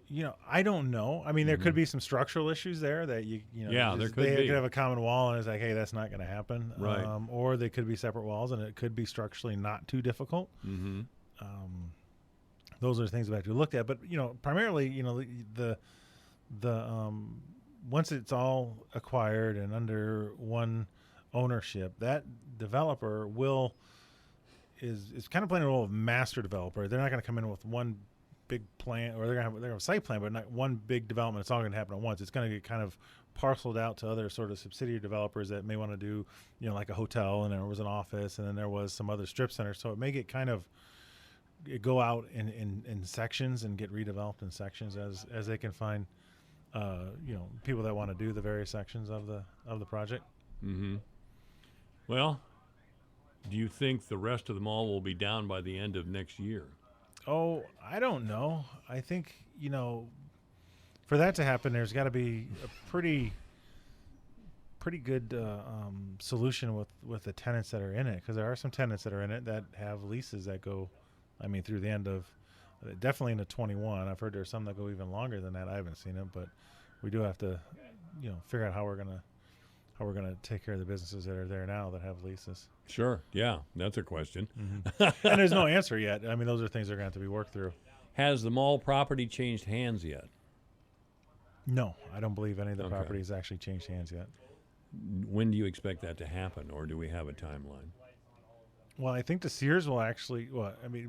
The Sears is a done deal, obviously. Yeah, it hasn't changed hands though. I don't think that's formally been closed on it. I think between the developer, the group that's buying it, and the Blessings, they've figured out the terms, so they allowed the demolition to keep going. But I don't think it's actually closed. The mall may not be closed on until it's going to be March of next year. I think the deal has to get done, and serious earnest money has to go down, I think, by December 4th or soon thereafter. Okay. Or they could put some, I think, a small portion of earnest money down and delay that 30 days. But ultimately, when we originally started this, we need to have things pretty well solidified, by early December 4th or 5th or something like that. Okay. Because they had that. So we're just a couple of weeks from there. Yeah, we are. Gosh, time flies when you're. Oh, it sure does. Thanksgiving next week. Wow. And it's late. It's by the latest it can be almost. Yeah. Wow. Well, that's the way it is. Yeah. That's the way it is. David Fierig is our guest. He's Fort Dodge City Manager. If you have a question or comment for the City Manager, 515-955-1400. Well, we just went through a battle with the forces of evil over broadband in our city. We triumphed. God is with us. So, so what happens now? So we'll have an item on the agenda with the Smart Source Consulting. I think you had Curtis and Todd on the air. I did. Before, to take it to the next step, and that next step is to, again, flesh out the business case for it, and then get us prepared to do that full-on feasibility study with, getting that more detailed design on the on what the plant and what the whole thing can look like, and starting to really, finish that feasibility study. So we're going to have that on the 25th agenda. I haven't seen the full-on proposal. We had the original proposal. There are some dollar amounts in there, but I haven't seen this revised one. So we'll be working on that, and they'll start that. And I think that's a couple months of work, and then we'll get into, I think, January, February, maybe even March, and then get out proposals to companies to do more of the feasibility engineering stuff. So just keep plugging along. Curtis is an old radio guy. I thought I recognized that name when I first saw it. Yeah, up in Spencer. He was up in Spencer at KICD. I worked in Spencer 1,000 years ago. He's got that good radio voice. Yes, he does. Yes, he does. But Spencer's a good town. It's just way out there by itself. Yeah. There's you got to drive 2 hours even to get to Fort Dodge, for God's sake. If you want to go to a football game in Ames or Iowa City or visit the state capitol, you got some driving to do. But it does have some really cool lakes close to it. It has some cool lakes close to it, and it's a good, clean town. Yeah. It's a decent town. It's just way out there. just way out there. Between Spencer and Sioux City, there's nothing I can do. Yeah, and it's not even like they're really close to like Sioux Falls or anything. either. No, it's 3 hours. Wait a minute, Spencer to Sioux Falls? No, it's not quite that far, but pretty close. 2 hours probably, something like that. Oh, easily. I'll have to ask Menke when he comes in tomorrow because Sioux Falls is his hometown. Mm-hmm. He would know. Sioux. I got a couple of Sioux Falls stories that Menke's already heard, so I won't bore you with them. But that's quite the town too. So, are we looking to partner more than we are to build our city broadband, or what are we really looking at here? It's interesting you asked that because our consultants asked us yesterday. So what are we doing here? And I told them, I said, I think we're open to both tracks. I think we propose going down it, that it could be either or. That we're ready to go on our own unless there's a great partner out there. And if there's a great partner, let's fully explore that route. Well, how confident are you or anybody at the city that we do have a great partner? Because Mediacom fought us tooth and nail. There can be a whole host of different kind of partners out there. There's companies that are, oh gosh, I'm going to goof up the name, so I'm not even going to try to mention it. There's a company that's looking at providing some service in Ames, and I know the Ames city's working with them on how. What sort of company are they? It's basically it's a competitive broadband company providing fiber optics. Yeah, providing fiber optics. That same company, and I wish I could remember the name, is actually has a deal or is working on a deal with the city of Bettendorf to serve that community. So there could be some, so they have, or I think pretty sure they know what we're doing. There's, there could be the potential for other companies like that coming in. There could be the potential for the city, seeing if there's any partnerships with any of these co-ops and how that could work. I don't know. I mean, I'm kind of learning as I'm going, so I'm not the best expert right now in how this whole thing works. But one of the things that make us a little unique from some of these other Iowa cities that have gone through it lately is that we're bigger, significantly. Yeah. Well, that was the shock right before we voted. The Lauraville community of 400 would have broadband services better than we have. Steve Peterson with the Farm Bureau would come in here every week and remind me, for crying out loud, he had better internet service on the farm that we did here in Fort Downs. Yeah. I get reminded by folks I know that live in Clare or other areas or Gower how great their internet is. Oh, yeah. And for some reason, the largest town in our area isn't supposed to come close to what they have for it. And I never quite got that. Marcy Borner was in here from the Webster Calhoun Cooperative Telephone Association. They love what they have, and they've even expanded since they started. And they do a great job. They offer great customer service, and they really know what they're doing. Could somebody like Webster Calhoun be somebody we would look at? Or well, I mean, we definitely want to, because we know those folks is learn as much as we can from them. I don't know if I don't want to state anything on the radio and have Marcy have to defend it. I don't know if they'd be interested in doing anything like that, or. What do you think? I'd run right over to Marcy and say, David Ferrick said. There could be people listening here that could say that. But I'm fully capable of it, by the way. I mean, I think we're open to any sort of arrangement that gets to our ultimate goal, and that is highly. Well, I was about to say highly fast, but that's bad English. But highly reliable, fast. Broadband service and offering a multitude and also providing good customer service as well, right? And I mean, people can argue about what that technology is. I mean, we're pretty confident that means fiber to the home, and so whatever that sort of arrangement looks like from a public-private partnership to the city going alone, we're willing to explore. Well, I've talked with people who in Spencer. And they went alone a long time ago. Of course, as I mentioned a little earlier, they're way up there. They didn't have a lot of partners to consider at the time. You know, and their city manager at the time was Dan Payne, our own Dan Payne. Yeah, and they still love him up there. And of course, we still love him here. But they seem to be very happy with what they have. They own their own municipal utilities, by the way, and they like the idea of that sort of independence. And it seems to have worked out for them. Yeah, and. Cities that have municipal utilities that tend to have maybe an easier path to to the adding the broadband to the utility mix. And, especially electrical. I mean, that helps a lot because you basically have the infrastructure and the wires, or the poles or conduit that you can put it in. But we'll figure it out. Well, all right.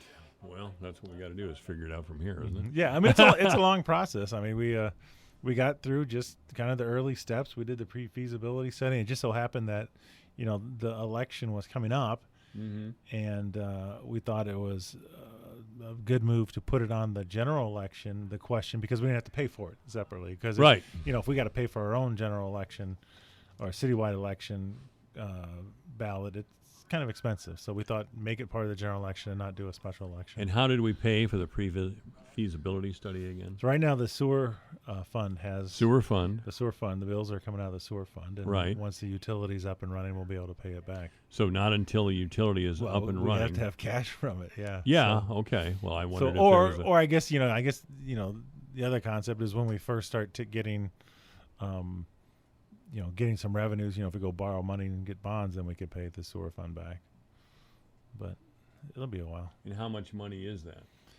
We just rounded it at $100,000. I think we've spent $22.5 right now, and right. We'll be close to $100,000 by the time we're all done. Huh? Oh, by the time we're ready to say, okay, we're going to go ahead and design it.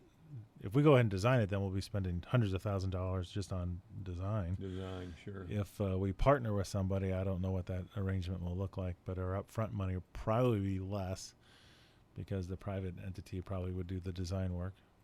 So are you doing this with full knowledge that old ladies in Ward 2 are going to starve to death?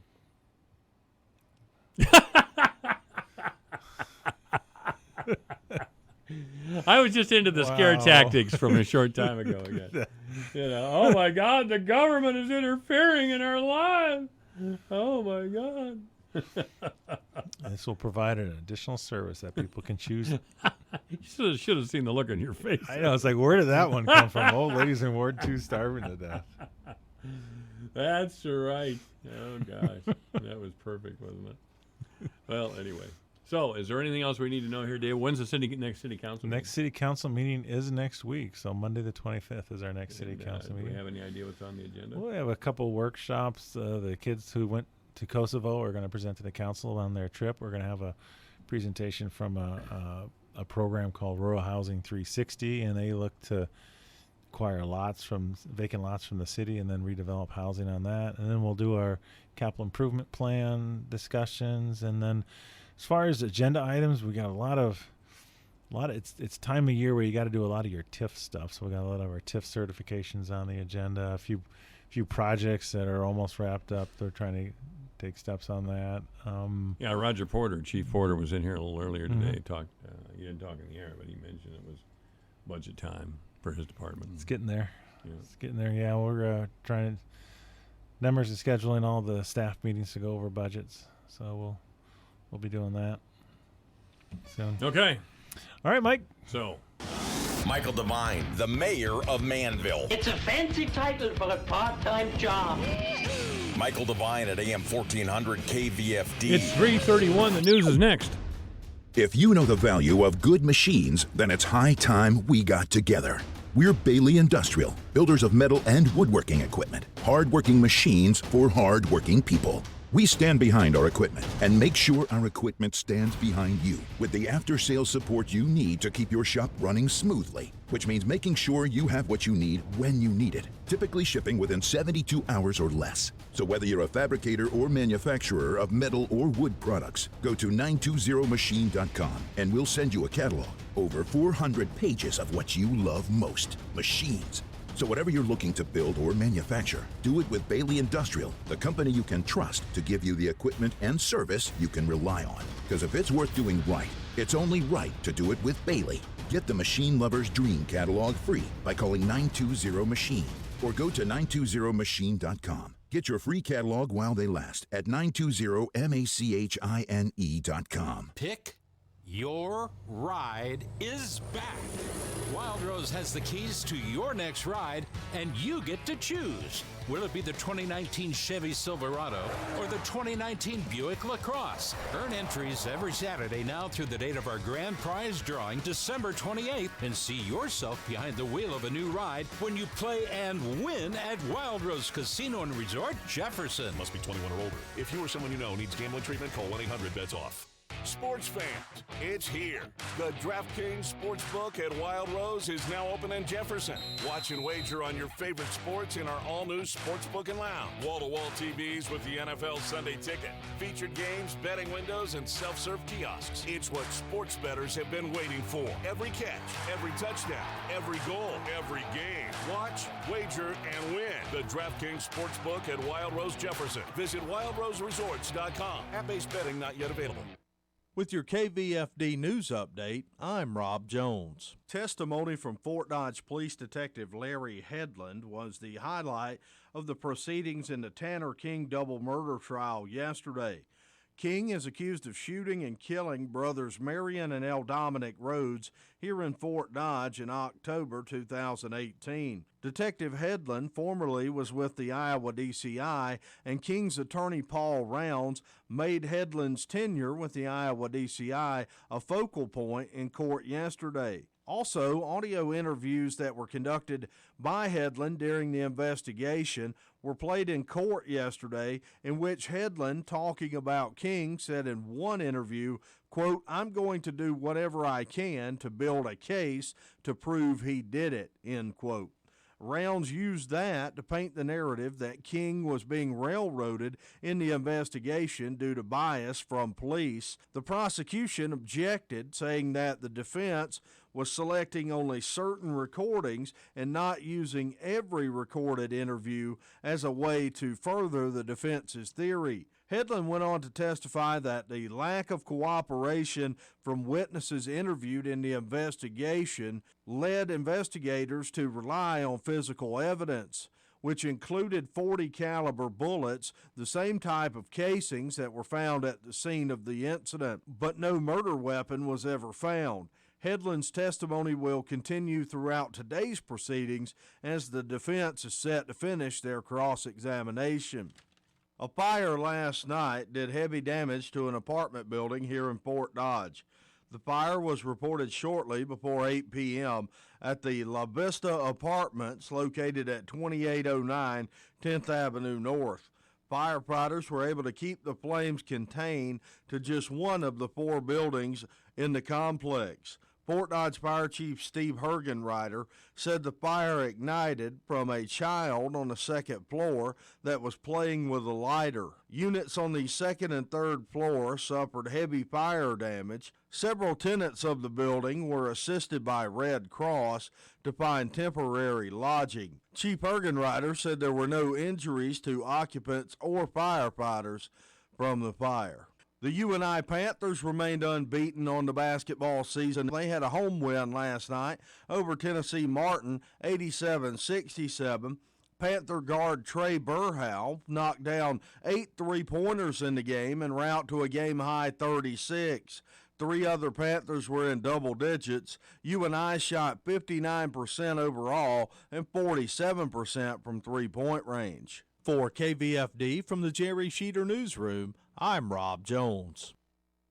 Here's the AM 1400 KVFD weatherology forecast. Cloudy skies expected this afternoon with daytime highs approaching 56. Southeast winds 10 to 20 miles per hour. Overcast skies again. Tonight, scattered rain showers likely. Lows dip down to about 38. Cloudy skies. Tomorrow, scattered rain showers likely. Daytime highs approaching 46. From the Weatherology Weather Center, I'm meteorologist Jennifer Wojcicki. Currently, it's 55. Here's a look at how the markets closed today. December corn down 3 1/4 at 366 3/4. March down 3 1/2 cents at 377 1/4. May down 3 3/4 at 383. July down 3 1/4 at 389 1/4. January soybeans down 6 1/2 cents at 905. March down 5 1/2 at 919. May down 4 3/4 at 932. July down 4 cents at 943 3/4. December December wheat up 3.5 at 515.5. Soybean meal down $2.20 a ton at $2.99.80. December live cattle up 52 cents at $119.30. February up 42 at $125.47. November feeders unchanged at $146.60. November up a nickel at $144.07. December lean hogs closed down $170 at $60.45. February down $2.85 at $66.77. From the farm desk, I'm Dwayne Murley. The global insect market is growing, and crickets are leading the way. I'm Julie Harker with Healthy Living on Brownfield. Barclays and meticulous research say the growing population and declining food resources are driving that growth in the edible insect market. Crickets and other insects are high in protein and rich in minerals. The survey says crickets had the largest share of the market in 2018, mostly because of increased demand for cricket-based products, easy farming and processing, and their use in other health products. North America is expected to have the fastest growth in edible insects between now and 2030. The report expects the global edible insect market to reach nearly $8 billion by that time. A 2013 report by the Food and Agriculture Organization of the United Nations urged people to eat more insects. They said it is widely accepted that by 2050 the world will have 9 billion people. To accommodate them, food production would need to almost double. The survey said insect protein bars and protein shakes are expected to be the market share that grows the most. Edible insects take on the flavors they are cooked with. They've always been a part of human diets, and now there's mass production of them. Have you tried them? Would you try them? I'm Julie Harker with Healthy Living on Brownfield. I was feeling so alone. I was going through a really difficult time. I was embarrassed and a little scared. I didn't want to bother anyone. I didn't think they'd understand. I thought it would just make things worse. It was tough at first, but I did it. It ended up taking a huge weight off my shoulders. I feel a lot better. I'm glad I asked for help. I asked for help. I asked for help. I asked my teacher. I asked my aunt. I asked my dad. I asked my mom. I asked the Trevor Project. Now, I feel like I can get through this. I know that I am brave. You can do this. You can do this. You can do this. Ask for help. Ask for help. Ask for help. Ask for help. Whatever it is, ask for help. If you're thinking about suicide or need support, call the Trevor Lifeline at 1-866-488-7386. Trained counselors are there to help 24/7. Ask for help. Iowa hog farmers have a lot to be proud of. Proud of the quality products we put on tables around the world. Proud of the strides we make to protect Iowa's natural resources. Proud of the number of Iowans we're able to employ in safe workplaces. Proud to protect and promote animal well-being in everything we do. Iowa pork producers are proud because they do it right. And that's something all Iowans can take pride in. Sponsored by Iowa's pork producers and their pork checkoff. Iowa's pork producers work hard daily to produce safe, affordable food. Through the industry's We Care initiative, hog farmers are firmly committed to doing things right. That means keeping their pigs safe and healthy, safeguarding natural resources, protecting public health, and building strong communities. Producers fully understand the importance of pork quality, responsible production, and continuous improvement. It's the moral and ethical thing to do. Sponsored by Iowa's pork producers and their pork checkoff. Here's Tony Romo for Skechers Slip-On Footwear. Now that I've hung up the cleats, I like to wear a more comfortable shoe. In fact, I like to wear the most comfortable shoe. Skechers Slip-Ons. Skechers Slip-Ons are simply the best. For one thing, there's no laces, so they just slip right on. Then there's the Skechers Air-Cooled Memory Foam.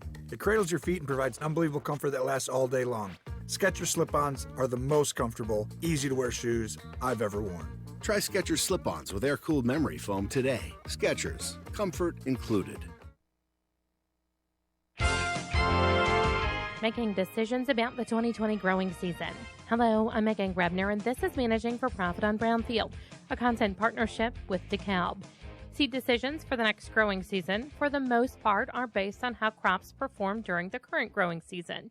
And this Managing for Profit, DeKalb product manager Jeremy Lake says while there are some great takeaways from this year, it should not be the only criteria for 2020. We'll find out more on Brownfield right after this. A history of success means proven performance. But let's call performance what it is: profitability. And boosting yours, especially during a challenging season, takes more than just what the best seed can offer.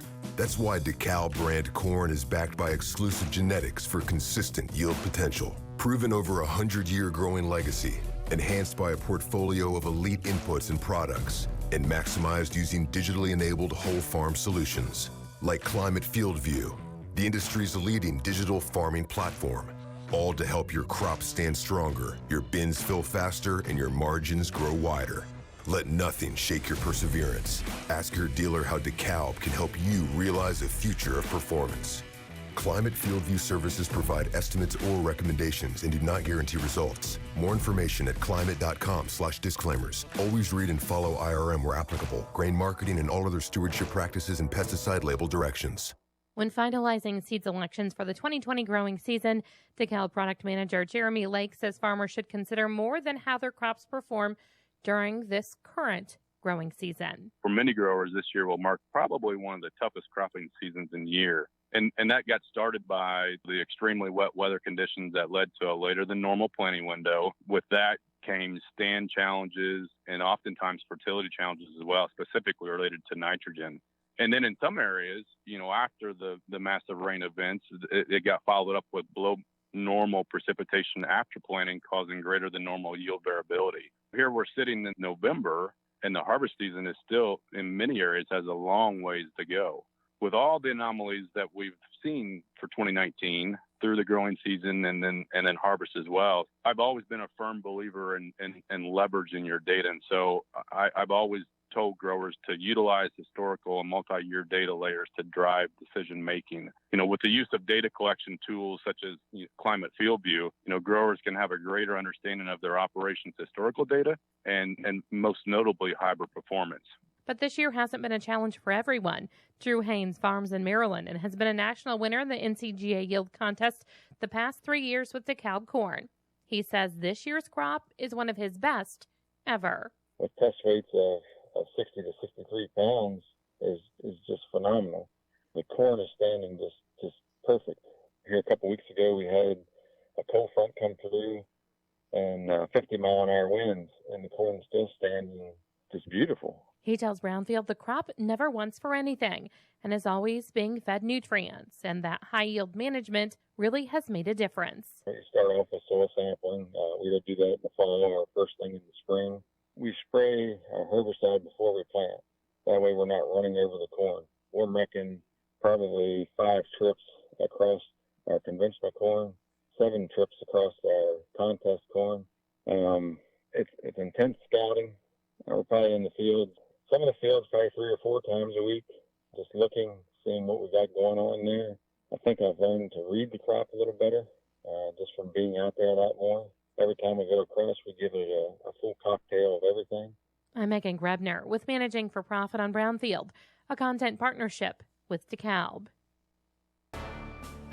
We are the land of the free because of the brave. Alpha Media and Graham Tire want to thank our local military men and women for their service. Our Wall of the Brave is currently displayed at Graham Tire of Fort Dodge. We invite you to stop out to Graham Tire and sign the wall as a show of support for our military. This special veterans promotion is sponsored by Graham Tire of Fort Dodge, Farm Nutrients, Advanced Heating and Cooling, River Valley Winery and Orchards, the Co-op Bar and Grill, and Alpha Media Fort Dodge.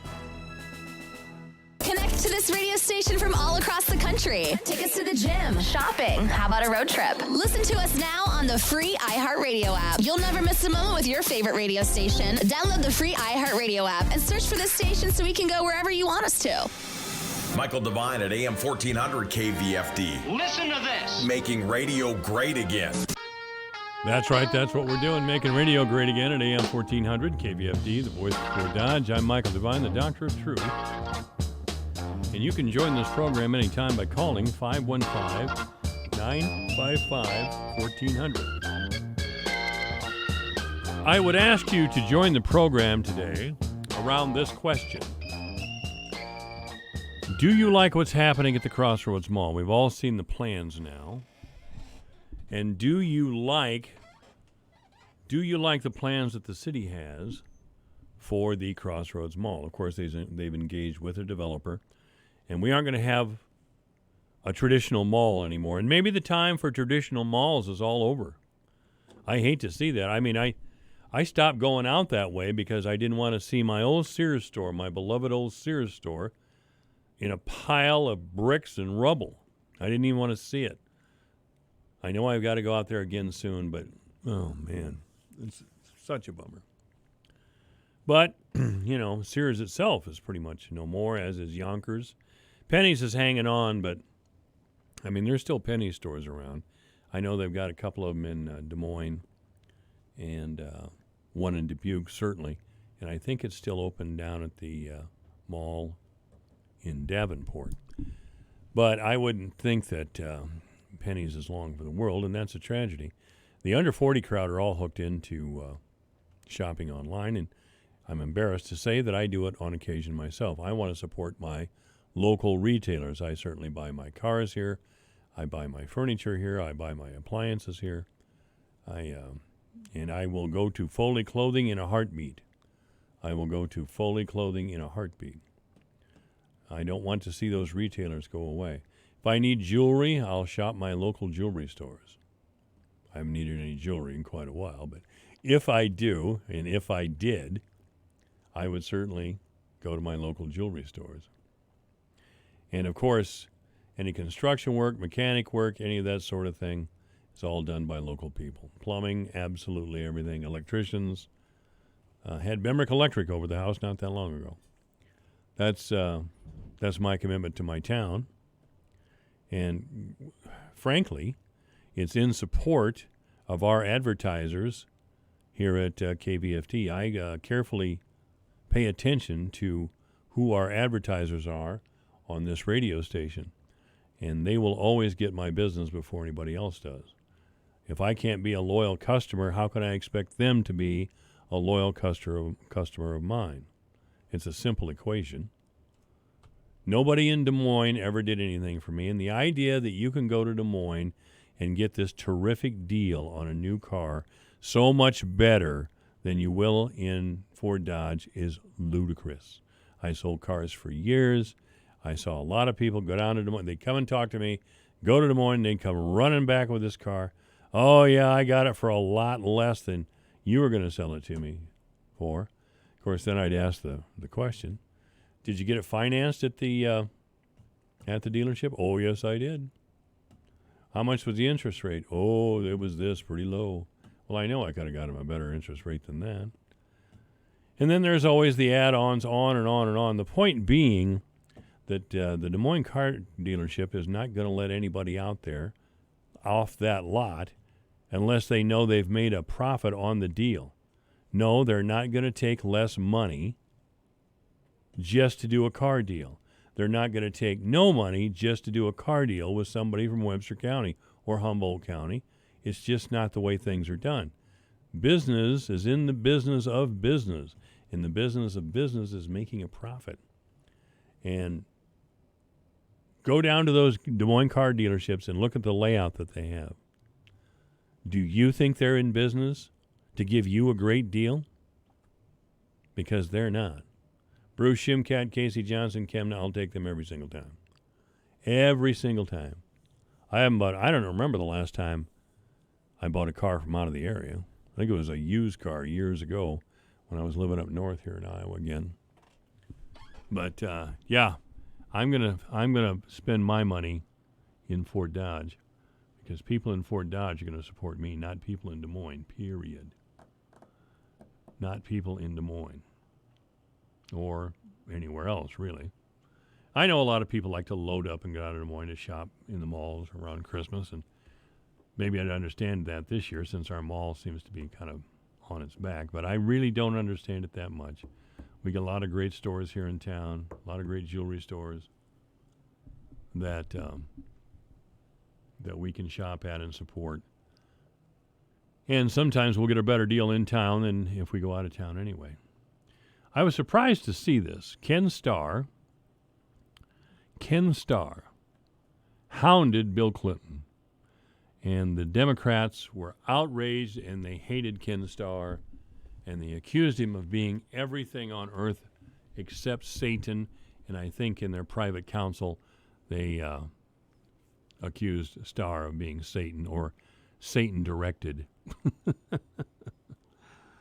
Well, Ken Starr, after U.S. Ambassador to the European Union Gordon Sondland's opening statement was released. His opening statement was released. Ken Starr, who's now a Fox News contributor, wondered aloud whether Sondland was flipping on President Trump would cause GOP senators to push Trump to resign. According to Ken Starr, the real issue is the senators are watching. Our senators, again, this is Ken Starr, our senators going to now say, in light of what we hear today, it's going to be a long day even with the ambassador alone in light of what we have heard. We need to make a trip to the White House. That historic example was set during the Nixon presidency. Now, of course, even though it was obvious that Bill Clinton lied under oath, he was never impeached for having sex with a 21-year-old girl. He was 30 years her senior and treated her terribly. I have never, the reports of the interludes with Monica Lewinsky and Bill Clinton were sickening. Anybody who has a daughter, I don't, but anybody who has a daughter should have held her tight after hearing about what Bill Clinton, Mr. Feminist, did to that poor girl. He humiliated her repeatedly. On the phone with a senator, apparently, while she was performing a sex act on Bill Clinton. So what we need to do, ladies and gentlemen, in the name that's all that's important to the Democratic Party, and of course, ending sexual harassment in the workplace is very important to the Democratic Party. In the name of all that's important, we should not consider Hillary Clinton for president, but I'll tell you, she might very well be the nominee. She might very well be the nominee. I think that's a huge risk for the Democrats, but they're desperate to get Trump out of office, and I'll tell you why they're desperate to get Trump out of office. He acts as if they're irrelevant. The press is even worse than the Democratic Party. Trump just dismisses Democratic politicians as a bunch of hacks, as a bunch of losers. He thinks men and women in business are the real social drivers, and there's a great argument for that. But he just thinks politicians are educated people who can't get a job somewhere else or are incapable of running their own business. And I'd have to say there's a lot of truth to that.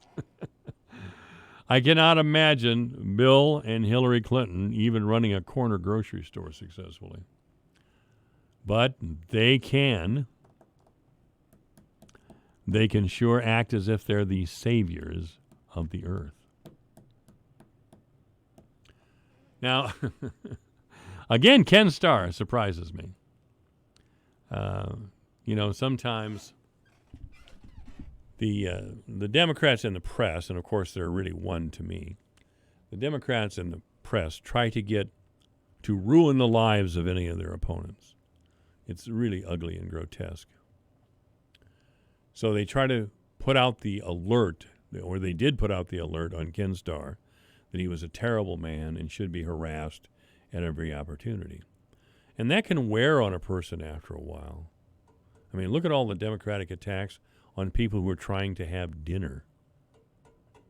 Sarah Sanders was trying to have dinner in a little town in Lexington, Virginia. And some gay people in the kitchen apparently thought that was an outrage, called their boss, and the boss came and asked Sarah Sanders and her whole family to leave. Jeez. Apparently that was okay with the building's owner, with the restaurant business's owner. So, violence and contempt, or the threat of violence and contempt, toward ordinary people who are supporters of President Trump is acceptable. We're never going back. The Democrats think they're going to get in office and they're going to start enacting laws controlling our speech, controlling our behavior. Because when you get right down to it, the pulse in the Democratic Party is always a totalitarian pulse. The pulse of the Democratic Party is that of a totalitarian. And what they really want is to force us to act and think and speak like them. That's not in our tradition. That is a dangerous Eastern European idea.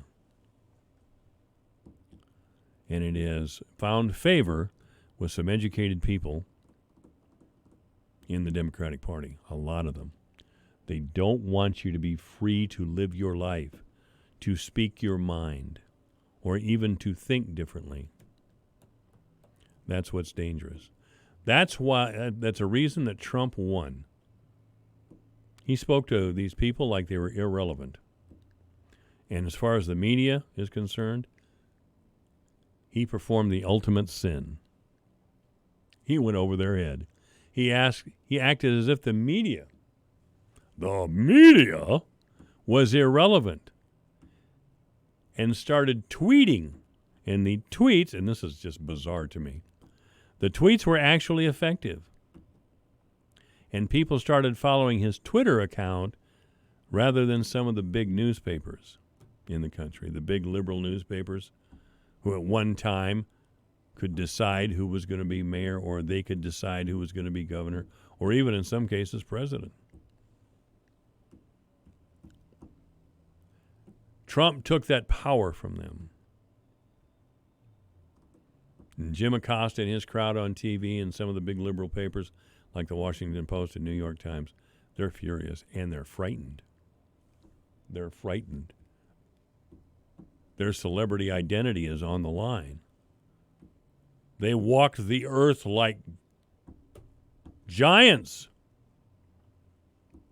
Yes, I can influence public opinion with my newspaper or my television show or radio show or whatever. But now Donald Trump just changed the whole game with Twitter. See, they hate him. And by the way, they hate you too. If you're an American, a traditional American who believes in freedom of speech, of thought, of action, they hate you.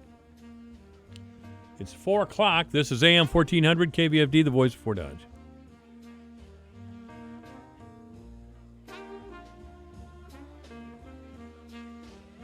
If you're into cars or just want to learn a thing or two, tune in every Saturday afternoon from 2 till 4 for the Under the Hood Car Show on AM 1400 KVFD, Fort Dodge.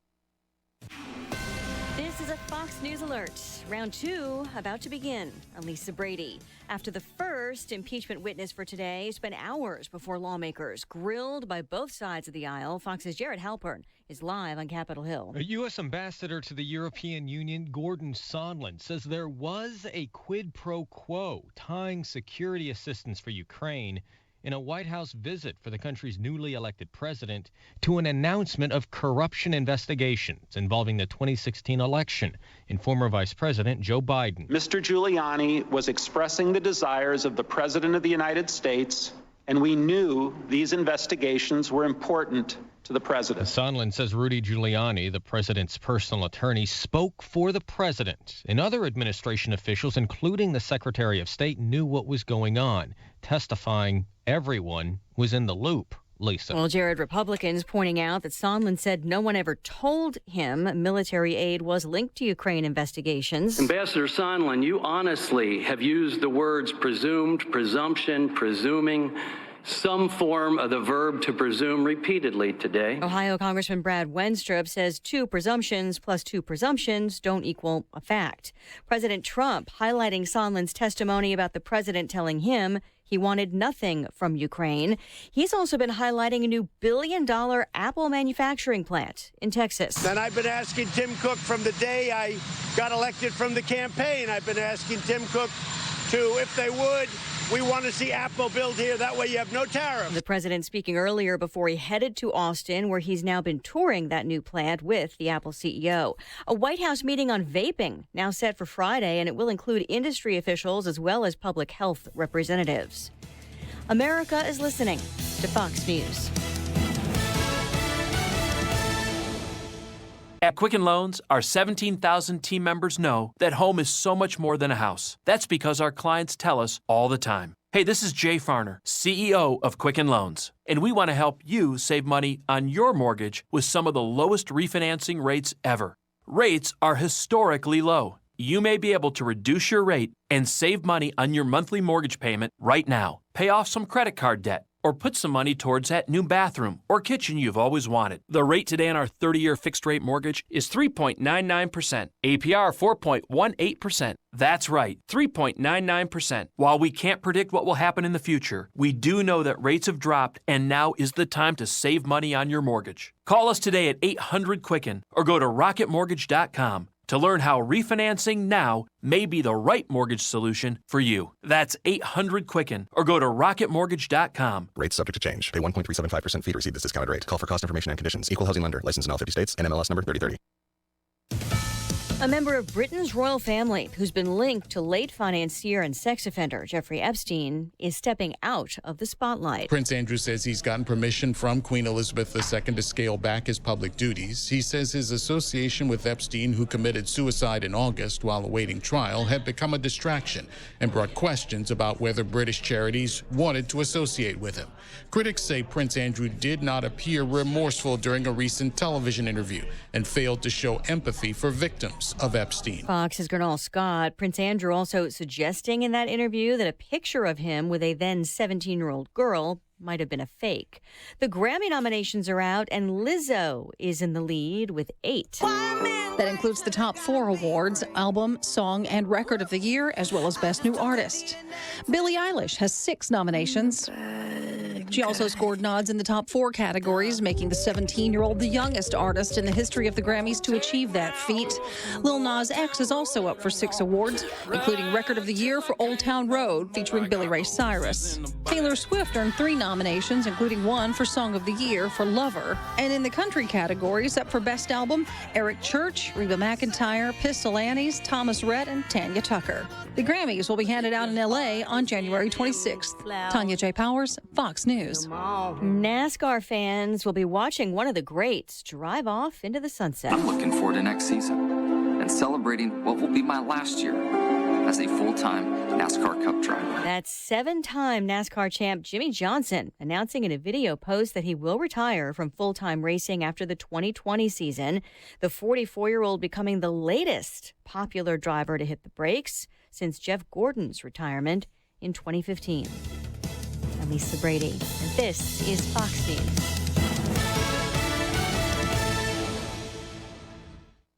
With your KVFD news update, I'm Rob Jones. Testimony from Fort Dodge Police Detective Larry Headland was the highlight of the proceedings in the Tanner King double murder trial yesterday.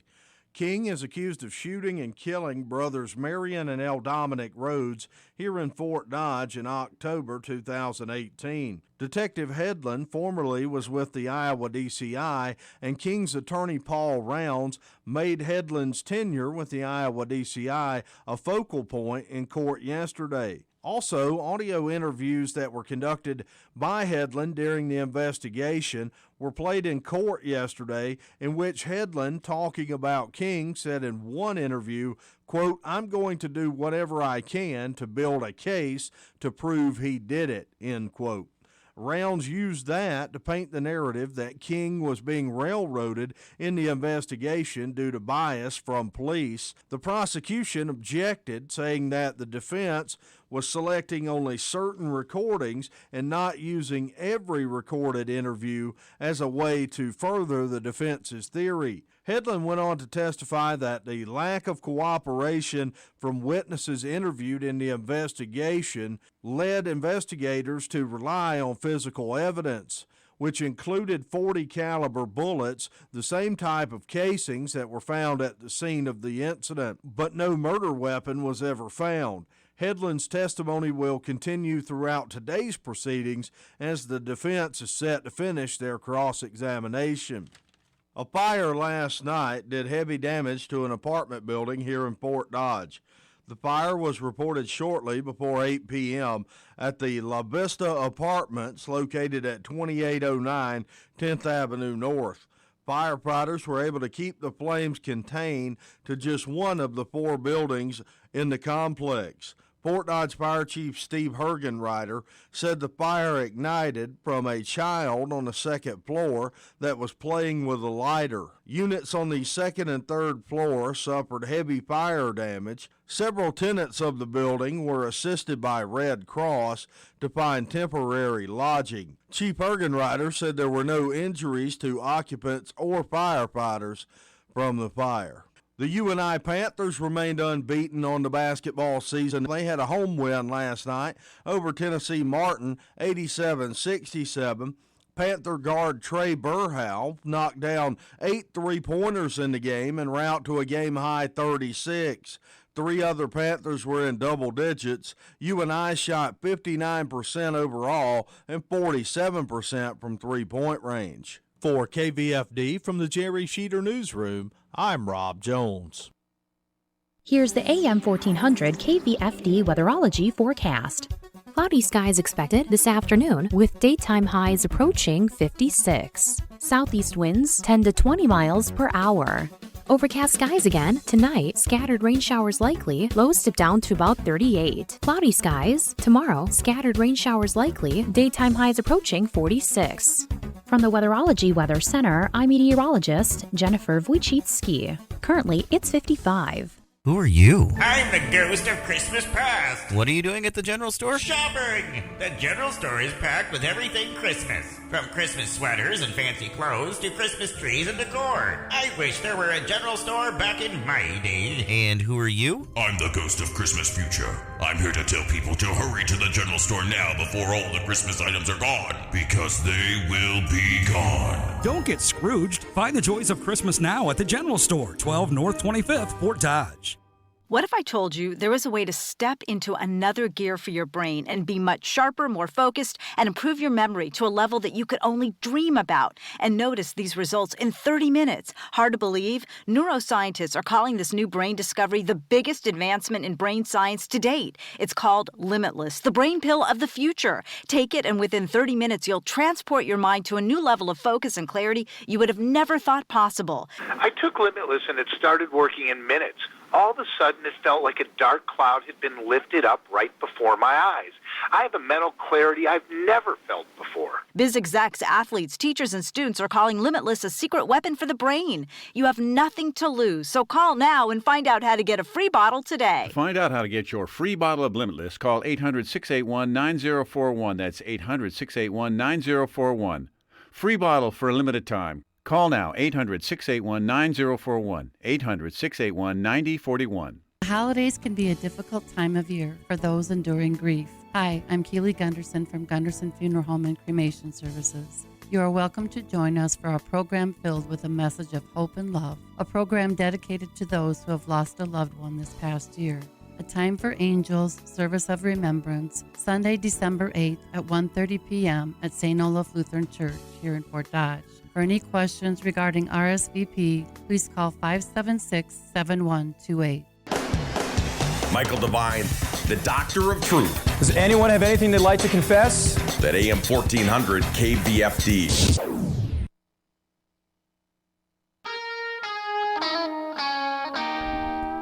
Yeah, I don't know what happened there. My music came on a little bit later than it should. Actually, it's not my music. It's Booker T and the MCs. And Hip Hop. Love Booker T. This is AM 1400 KVFD, the voice of Fort Dodge. I'm Michael Devine, of course, the Doctor of Truth. And, as you might have heard Councilman Menke say a little earlier, lights at Kennedy coming up December 6th through the 8th, the 13th and 15th, the 20th and 22nd of December at the Kennedy Park Campground. One car is $5, and it's well worth it. It's a nice thing. Take the kids, take the grandkids, take the wife, take the husband. It's for everybody, and I try to make it out there every year. I don't know if I went last year and the year before, but I think I may have missed a year or two in the last 10 to 15 years. But anyway, I'd like to know what you think about two things. What do you think of the plans for the mall? What do you think of the plans for a mall? Because I, personally, and I hate to say this, somebody my age who grew up with malls, I hate to see that malls are going by the wayside, but they are. Newspapers are certainly going by the wayside. And if radio doesn't change itself and become more of a niche media, it'll go by the wayside too. And what's killing all of these things is, of course, online shopping, online media, on and on and on. But that doesn't mean that radio certainly can survive if they stay local. And by the way, we need to get away from this idea of Mary Sunshine Radio or Mary Sunshine Media. What I'm trying to say by that is that we need to look a little bit more directly into some of the stories and to some of the things happening in our town. I mean, it's easy to put pictures of young girls and young boys playing ball, or here's a nice thing that happened over here at the Friendship Haven, or here's a great thing that happened over here in the Marion home. But that's not what's going to capture the 21st century young person. That's not going to get their attention. Something else has to be there, some thoughtful discussion on what's happening locally. Rush Limbaugh and those guys do a great job of informing us what's happening nationally and internationally, especially nationally. Rush got to be very rich by doing that. Glenn Beck, I've always thought, was a bit of a Coke monkey. But I am still a Rush fan after all these years. And I'm still a Rush fan because he is the best presenter in radio. He can introduce a ham sandwich and make it sound exciting. That guy's good. Glenn Beck just, he's crazy. And I wonder about Hannity sometimes as well. I really do. Yeah, Glenn Beck, I don't know what he got into when he was younger, but he got into too much of it, I'm speaking as someone who knows. I got into a few things I probably shouldn't have when I was younger as well. Again, all I can tell you about the 70s is I had a real good time. I just don't have any memory of what I did the entire decade. It was just too much fun. So what do you think about the mall? What do you think about broadband? Where should we go with broadband next? I have David Fierrick in here, city manager, and he talked about looking for some partners and I'm assuming he's thinking of Mediacom, at least one of them. But Mediacom, I can't think that they're going to be with us that long. If we do, let me clarify what I just said. If we build our own broadband, I don't think Mediacom will stay in town. I don't think they'll stay in town. I don't know if there's enough money in just cable television anymore. Because cable television is another thing, along with newspapers and radio, and that's going by the wayside. It's got to be top quality internet, high def stuff, especially for the younger people. And speaking as someone who's nearing retirement, these younger people aren't that young. They're 40 years old. So, yeah. The world is changing. The world's changing pretty fast. And, of course, the old way is hanging on. That's what happened to the mall. I mean, the mall was never updated. Whoever the owners were over the years tried to drag every nickel and penny out of our community that they could without ever putting anything back. Sears, from what I understand, would have survived if they would have changed their ways a little bit. But they were so stuck in the old way, the traditional retail model, that they couldn't move away from it. And that's unfortunate. That's unfortunate. I have high hopes that the plans for the mall will work. We kind of built a strategy around a retail center that will provide us with lost dollars to improve our town, to fix the streets of the town. So we fight that battle and our mall goes to hell. So we're not going to stop. We're not going to apologize for getting a crosstown connector at all.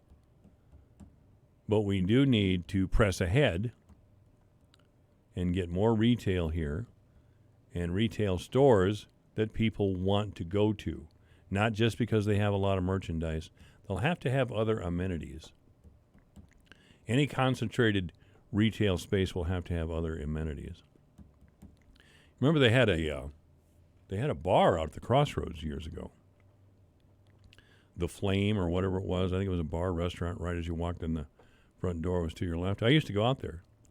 My wife would go shopping, and of course I'd do what the guys do. I'd duck in the bar. But the mall people at the time, and maybe they were right, thought that was non-conducive for a family-type experience. A bar was non-conducive to the environment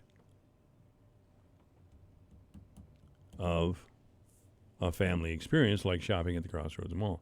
And in that time, I think they were probably right. I don't think I really know that they were absolutely right. Bars and malls in Iowa just never worked out that well. But today, I think there has to be a real food court with real food there. Not just with fast food or this or that or something else, but a real area where adults can go to recreate. Yes, that would include liquor. Yes, that would include big screen TVs to watch sporting events. Now, maybe I'm focusing too much on things that men like, but whatever women would like to do for recreation, and perhaps I'm old-fashioned, maybe they want to go to the sports bar type atmosphere as well. But we have to have those sort of things. What do you think that we need at the Crossroads other than quality shopping to draw people there? Yeah, it's kind of a hard thing to think about, isn't it? It's easy to sit on the sidelines and complain and point fingers and say, how dumb are those people? But when it comes your turn to bring a plan forward, and all of a sudden you don't have one, that's something else. I've tried to avoid that in my time here on the air at KVFD, which I've enjoyed, by the way. But I have found out that anybody can tear something down. And talk radio kind of serves that purpose. It lets people blow off steam. They're angry. They think they've been used and abused. And by the way, you're right. You have been used and abused. Your labor's been dismissed. Your voice in your own government has become irrelevant at the demand of both political parties. So I would like to see President Trump stay in office for no other reason than he is a walking affront to the old order, the self-serving old order. Is he a politician? Does he do things for his friends? Does he do things in line with Republican ideology? Of course he does. But he will leave us alone, and the Democrats just won't do that. I mean, J.D. Scholten. We have little towns falling apart all over the 4th District. And here's J.D.'s solution. More illegal immigration. More illegal immigration. And let me note once again that the real winners in illegal immigration aren't you and I. They are the big packing plant companies that use and abuse their workers. Those of you old enough remember the pay scale at Hormel and IBP back in the 70s. It's considerably less now due to illegal immigration, promoted by Iowa Beef and others. So when we hear Democrats like J.D. Scholten start yakking about illegal immigration, don't tell me that they're doing so out of a deep compassion for illegals.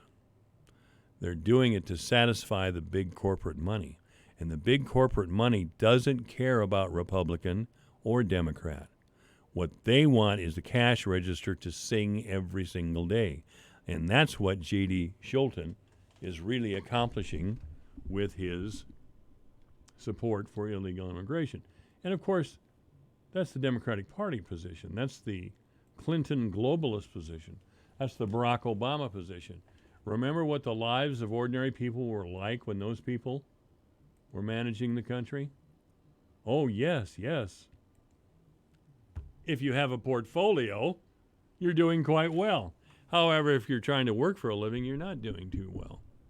So what do we hear from the Democratic Party? Some of the other voices in the Democratic Party that aren't Elizabeth Warren and Bernie Sanders? Pete Buttigieg, or whatever his name is really a disappointment. He turned out to be nothing but a hack. I mean, and he's running first in the polls in the Democratic nomination in Iowa. And I'll tell you why. He's a presentable white man. But if he wasn't gay, the Democrats wouldn't look at him at all. But voting for a gay man says something wonderful about liberals, so we got to have Pete. And, of course, most liberals, not leftists, most liberals are middle-class liberals. And they're the people who don't want to see things change because everything's good as far as they're concerned. Hey, I got my nice house. I got a top health plan. I got all this stuff going on. I don't need anything to change.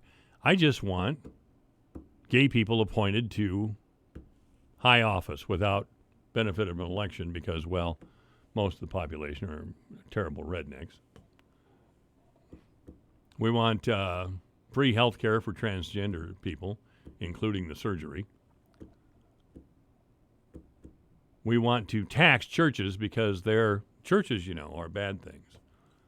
They're dens of iniquity. Can you imagine these people saying things like that? Churches are just terrible places. They teach bad things. They're sexist. Oh, that's another thing. We must bow to anybody's feelings. If anybody has a feeling, if anybody claims harm or they're in fear or some nonsense, the world has to stop while we hold their hand. There was a market in Bloomington, Indiana. Bloomington, Indiana. The state of Indiana is very much like Iowa, with the exception of Indianapolis, but the state of Indiana is very much like Iowa. Now there's a farmer's market in Bloomington. And one of the stalls at this farmer's market was revealed to be run by people who were on the radical right. They didn't buy into Nazism or any of those things, and they told us that they were not white supremacists, but they were identitarians, which is kind of close to the same thing. But I want to tell you again, I don't mind white people getting in identity groups. I mean, the left invented and insisted on identity politics, so it's only normal for white people to get into groups to protect their own interests. Because that's the way the Democratic Party is addressing us, not as individuals, not as free people, as interest groups. And we have this pile of money here that we're going to get because we're wonderful, and we're going to dole it out to these various interest groups on the basis of what we think they need. That can't sound good to any ethnic group, but that, in fact, is what they're doing. Anyway, this market in Bloomington, Indiana, some protesters, where do these people get the time to do this or the money? Some protesters showed up, one of them dressed as a unicorn, big, huge inflatable doll, unicorn, and they were all chanting, "No hate in the market" or something. Standing in front of the stall. I mean, nobody would have known that these people held very conservative beliefs based around white identity if there weren't people actively searching for wrong things online. We are going to search every single retailer, business person, or even customer that comes into the Bloomington Farmers Market and find out if they're thinking as we want them to. And if they don't, we're going to put on inflatable unicorn suits and make fools out of everybody and stand in front of the stall and prevent anybody from shopping there because we're morally right and you're morally wrong. They have to be defeated, folks. AM 1400 KVFD, the voice of Fort Dodge, 427. Making decisions about the 2020 growing season. Hello, I'm Megan Grebner, and this is Managing for Profit on Brownfield, a content partnership with DeKalb. Seed decisions for the next growing season, for the most part, are based on how crops perform during the current growing season. And this Managing for Profit, DeKalb product manager Jeremy Lake says while there are some great takeaways from this year, it should not be the only criteria for 2020. We'll find out more on Brownfield right after this. A history of success means proven performance. But let's call performance what it is: profitability. And boosting yours, especially during a challenging season, takes more than just what the best seed can offer. That's why DeKalb brand corn is backed by exclusive genetics for consistent yield potential. Proven over a 100-year growing legacy, enhanced by a portfolio of elite inputs and products, and maximized using digitally enabled whole farm solutions. Like Climate Field View, the industry's leading digital farming platform. All to help your crops stand stronger, your bins fill faster, and your margins grow wider. Let nothing shake your perseverance. Ask your dealer how DeKalb can help you realize a future of performance. Climate Field View services provide estimates or recommendations and do not guarantee results. More information at climate.com/disclaimers. Always read and follow IRM where applicable, grain marketing and all other stewardship practices and pesticide label directions. When finalizing seed selections for the 2020 growing season, DeKalb product manager Jeremy Lake says farmers should consider more than how their crops perform during this current growing season. For many growers, this year will mark probably one of the toughest cropping seasons in the year. And that got started by the extremely wet weather conditions that led to a later than normal planting window. With that came stand challenges and oftentimes fertility challenges as well, specifically related to nitrogen. And then in some areas, after the massive rain events, it got followed up with below normal precipitation after planting, causing greater than normal yield variability. Here we're sitting in November, and the harvest season is still, in many areas, has a long ways to go. With all the anomalies that we've seen for 2019 through the growing season and then harvest as well, I've always been a firm believer in leveraging your data. And so I've always told growers to utilize historical and multi-year data layers to drive decision making. With the use of data collection tools such as Climate Field View, growers can have a greater understanding of their operations' historical data and most notably hybrid performance. But this year hasn't been a challenge for everyone. Drew Haynes farms in Maryland and has been a national winner in the NCGA yield contest the past 3 years with DeKalb corn. He says this year's crop is one of his best ever. With test weights of 60 to 63 pounds is just phenomenal. The corn is standing just perfect. Here a couple weeks ago, we had a cold front come through and 50-mile-an-hour winds, and the corn still standing just beautiful. He tells Brownfield the crop never wants for anything and is always being fed nutrients, and that high-yield management really has made a difference. We start off with soil sampling. We don't do that in the fall or first thing in the spring. We spray our herbicide before we plant. That way we're not running over the corn. We're making probably 5 trips across our conventional corn, 7 trips across our contest corn. It's intense scouting. We're probably in the field. Some of the fields probably 3 or 4 times a week, just looking, seeing what we got going on there. I think I've learned to read the crop a little better, just from being out there a lot more. Every time we go across, we give it a full cocktail of everything. I'm Megan Grebner with Managing for Profit on Brownfield, a content partnership with DeKalb. Haul packages for a living? A gas-powered Mercedes-Benz Sprinter delivers. Transport people? A Sprinter van with 0% financing is a 5-star idea. If food delivery is your thing, then a gas Sprinter caters to you. And if you're a general contractor, the Sprinter with 0% financing nails it. With innovation, safety, and technology, Sprinter is built for you.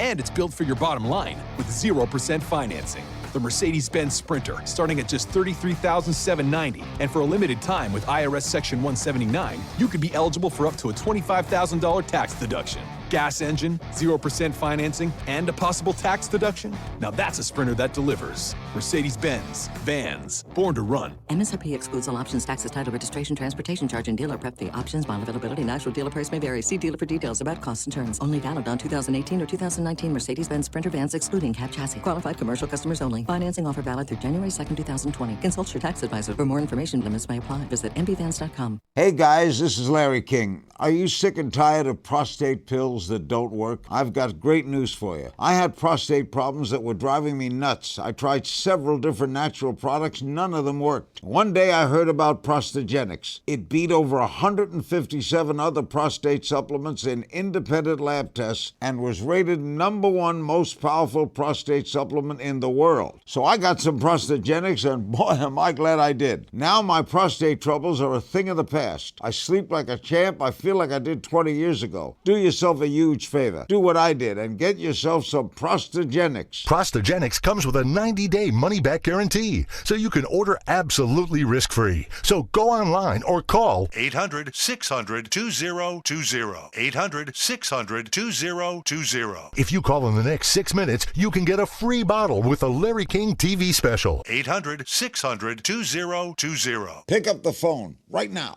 With your KVFD news update, I'm Rob Jones. Testimony from Fort Dodge Police Detective Larry Headland was the highlight of the proceedings in the Tanner King double murder trial yesterday. King is accused of shooting and killing brothers Marion and L. Dominic Rhodes here in Fort Dodge in October 2018. Detective Headland formerly was with the Iowa DCI, and King's attorney Paul Rounds made Headland's tenure with the Iowa DCI a focal point in court yesterday. Also, audio interviews that were conducted by Headland during the investigation were played in court yesterday, in which Headland, talking about King, said in one interview, quote, "I'm going to do whatever I can to build a case to prove he did it," end quote.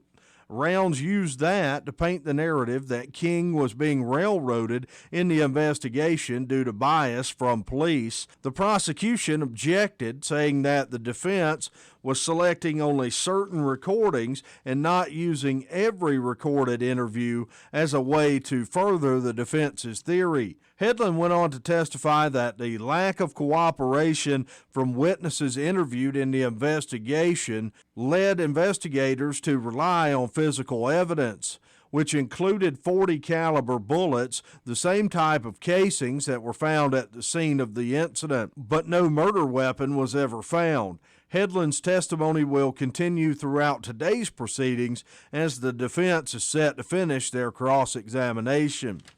A fire last night did heavy damage to an apartment building here in Fort Dodge. The fire was reported shortly before 8 p.m. at the La Vista Apartments located at 2809 10th Avenue North.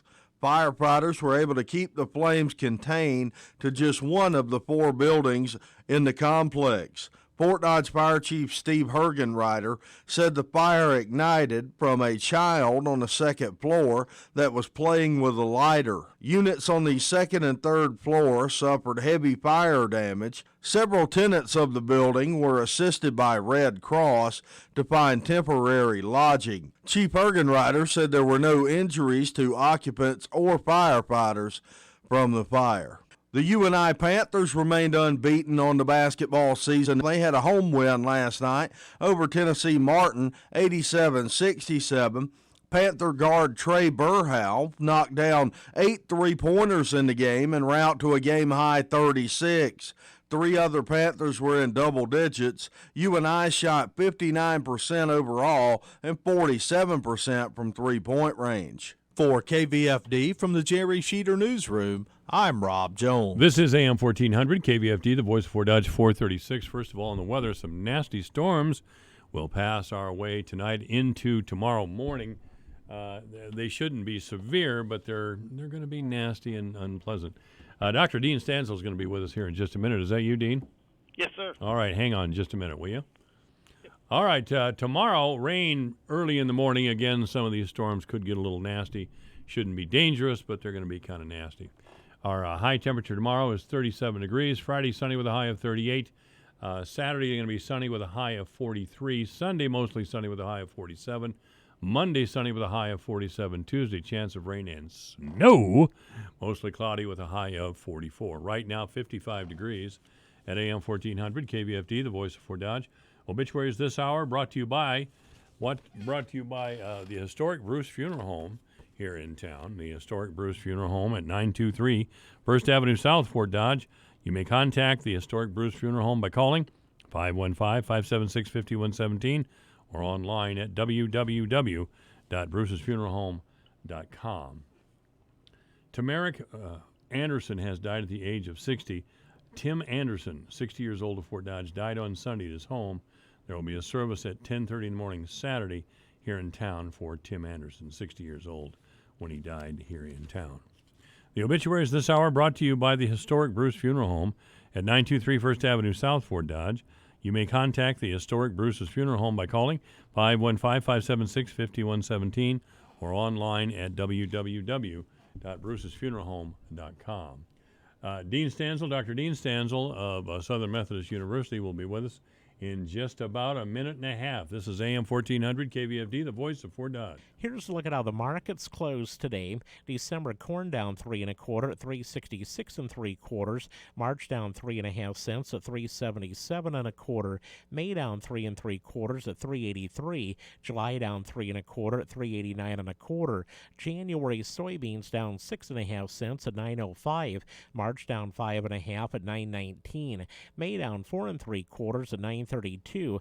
July down 4 cents at 943 3/4. December wheat up 3 1/2 at 515 1/2. Soybean meal down 220 a ton at 299.80. December live cattle up 52 cents at 119.30. February up 42 at 125.47. November feeders unchanged at 146.60. November up a nickel at 144.07. December lean hogs closed down 170 at 60.45.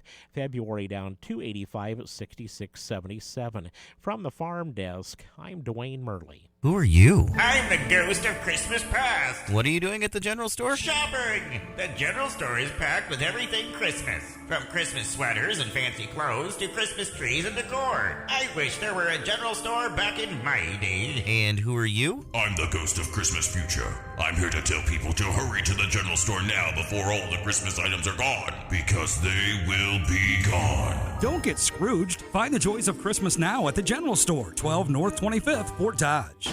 Michael Devine, the mayor of Manville. It's a fancy title for a part-time job. Michael Devine at AM 1400 KVFD. All right, this is AM 1400 KVFD, the voice of Fort Dodge. I'm Michael Devine, the doctor of truth, of course. We welcome to the program once again Dr. Dean Stanzel of Southern Methodist University. Dr. Stanzel is an economist. How are you, Dean? Oh, I better turn up your microphone if I'm going to ask you questions. You're doing all right, huh? Yep. All right. We usually have Dr. Stanzel here on Monday afternoon, but circumstances got in the way, as they occasionally do. And so we're glad to have Dr. Stanzel on with us today. Dr. Stanzel is a member of the O'Neill Center. What is the O'Neill Center, sir? Sure. The O'Neill Center for Global Markets and Freedom is in the Cox Business School at SMU in Dallas, and it was set up by one of our alums, William O'Neill, who is also the founder of Investors Business Daily newspaper. And we focus on studying the impact of competitive market forces on freedom and prosperity in the global economy. Our website is o'neillcenter.org. That's spelled O-N-E-I-L. And how all is that studying the global economy for freedom? Is that working out for you okay or not? Can't complain. There's always more work to be done. I was going to say most of the globe doesn't seem to be involved in a free market economy as much as we are. It's true. It's true. We certainly are freer than most, but there's progress being made here and there, especially over the long term. Okay. Well, tell China, will you? Because they're kind of being a pain in the neck. Dr. Stanzel and I always talk about the economy, as he is an economist. And I have here an article that Dr. Stanzel sent me from MarketWatch, and it's on my Facebook page right now. MarketWatch tells us that the United States can slash healthcare costs by 75% with two fundamental changes and without Medicare for all. So why aren't we doing it today, Dean? That's quite a headline, isn't it? Yeah, really. That's an eye grabber for me, I got to tell you. It is, and so this is written by an economics professor, and he's focusing on two policies that have been tried elsewhere. The first thing is essentially what he's calling price tags. In other words, a requirement that providers specifically list the price of their services. And so the idea here is you'll get more cost consciousness, and he uses the example that I've used before and that others have of the contrast between the price of regular insurance-covered procedures and the price of things like LASIK eye surgery or even your cosmetic surgery in general, stuff that's elective and not covered by your insurer. The price of those things has fallen substantially over the years. LASIK used to cost about $4,000 per eye, and it's down to $2,000 or even as low as $1,000. And so that's the first part of his little two-part plan. The second is what he calls deductible security. And so this involves an insurer covering your essentially high annual deductible by essentially contributing to a health savings account in whatever the dollar amount is of your deductible. So the security part is that they're making it clear that up to that deductible, you're really not paying out of pocket because your employer is putting it into an HSA for you. And this is something that Whole Foods has been doing since 2002. The state of Indiana has done something similar. So it's not just a random academic's idea. It's stuff that's actually been used and has shown to be successful. Singapore is another place that has used these policies to help restrict the rise in the cost of healthcare, which is a big problem here, of course. Yeah, we have a HSA here where I work at Alpha Media, and I've taken full advantage of it. I mean, I have a decent amount of money in my health savings account. Is there a limit to how much you can do? Ooh, I'm not sure about that. I think that's an IRS-based rule. But I think it is too, because I think a friend of mine's got like $25,000 or $30,000 in his. Yeah. Off the top of my head, I don't know the exact limit on that dollar-wise, but I'm pretty sure there is some limit. So how soon? I'm going to ask you the question again. How soon can we implement these simple changes? Well, I mean, in theory, you could do it right now, right? You just need some of those elected officials to agree to propose it and vote in favor of it, and that's the hard part, of course, or we would have done it by now. Sure. As the headline says, it sounds really simple and really useful, and it is useful, but not necessarily simple. It'd be useful for someone like Indiana Governor Mitch Daniels, who's cited in this article. There are experiences in Indiana that could be used as a model for other places to follow. Dr. Dean Stanzel is our guest. He's an economist at Southern Methodist University at AM 1400 KVFD, the voice of Fort Dodge. Michael Davis is a friend of Dr. Stanzel, and there is another piece on my Facebook page, and that's at AM 1400 KVFD, entitled, "Will Uber Ever Make a Profit? Maybe if it charges a monthly fee." And this, again, is Michael Davis. I'm assuming he's an economist. Yes, that's right. He's right here in the O'Neill Center with us. Yep. Okay. Is he a PhD as well? Or? Yeah, he is, exactly. Yep. I'm surprised he didn't put it on his piece here. Most PhDs will put doctor right on there. Yeah, it's in the byline, but that's way at the bottom. Yeah, that could have been the publisher doing that. But anyway, yeah, so he lays out an interesting story about, of course, I don't know how many people really are aware that places like Uber and Lyft are actually actively losing money. And so he provides, this is in Newsweek, it's a nice, short readable discussion of some of the reasons why it's not profitable. But then he goes in to make the analogy of essentially what he calls the Amazon Prime model, which is somewhat similar in terms of their cost structure. And what they do, of course, is most people probably know you pay I think theirs is an annual fee, and that allows them to collect the revenue they need to cover their costs. And that's the thing that Uber is struggling with, is that to run their network, it requires a lot of fixed costs, essentially. And so they need to be able to cover those somehow. And I think this is actually a pretty good idea, and it's just a way to kind of use basic good economic thinking to come up with a business strategy that could really make sure that this institution that a lot of us use and find, I mean, in a way you could say is life-saving, right? Because it can get you home when you can't get yourself home or shouldn't try to get yourself home. And there have been lots of studies about that drunk driving accidents have gone down after Uber has come into the market. And so I think it's the sort of thing that we all are kind of benefiting from, but they need to find a way to bring in some profits. Well, I'm glad that you brought Uber up, actually. It seems like there for a while everybody was an Uber driver. And if everybody's an Uber driver, nobody's making a profit. Uber just threw the net out there. Here, all you can do this. All you need is a serviceable car and a willingness to work, and you'll make big money. Well, I mean, medium-sized little cities like Ames, Iowa, for example, where Iowa State University was, we made a call at 2 o'clock in the morning, and about 3 Ubers showed up. You know, and this was winter. So how... It looked like Uber was cashing in the short run, having all those people out there like that. Well, I don't think necessarily so. I mean, because their costs, the compensation that the drivers get is based on the number of rides, and so whether it's 10 rides provided by one person or 10 spread across 5 people, essentially Uber's costs aren't really any different there. The biggest cost they have is the ability to essentially run this network that connects drivers to riders. Essentially, that's what they're doing. They're not really selling rides. They're selling connection to their network. And the costs of something like that is similar to kind of the cost structure that something like Amazon Prime has, where once they've got the movies or whatever the streaming material on hand, it's the marginal cost of one more person watching it is pretty low. Of course, their reputation took a couple of big hits. They hired drivers who turned out to be perverts. Yeah, there are some issues there with making sure that adequate screening is done. I think they've taken some steps since some of those high-profile cases that have improved things.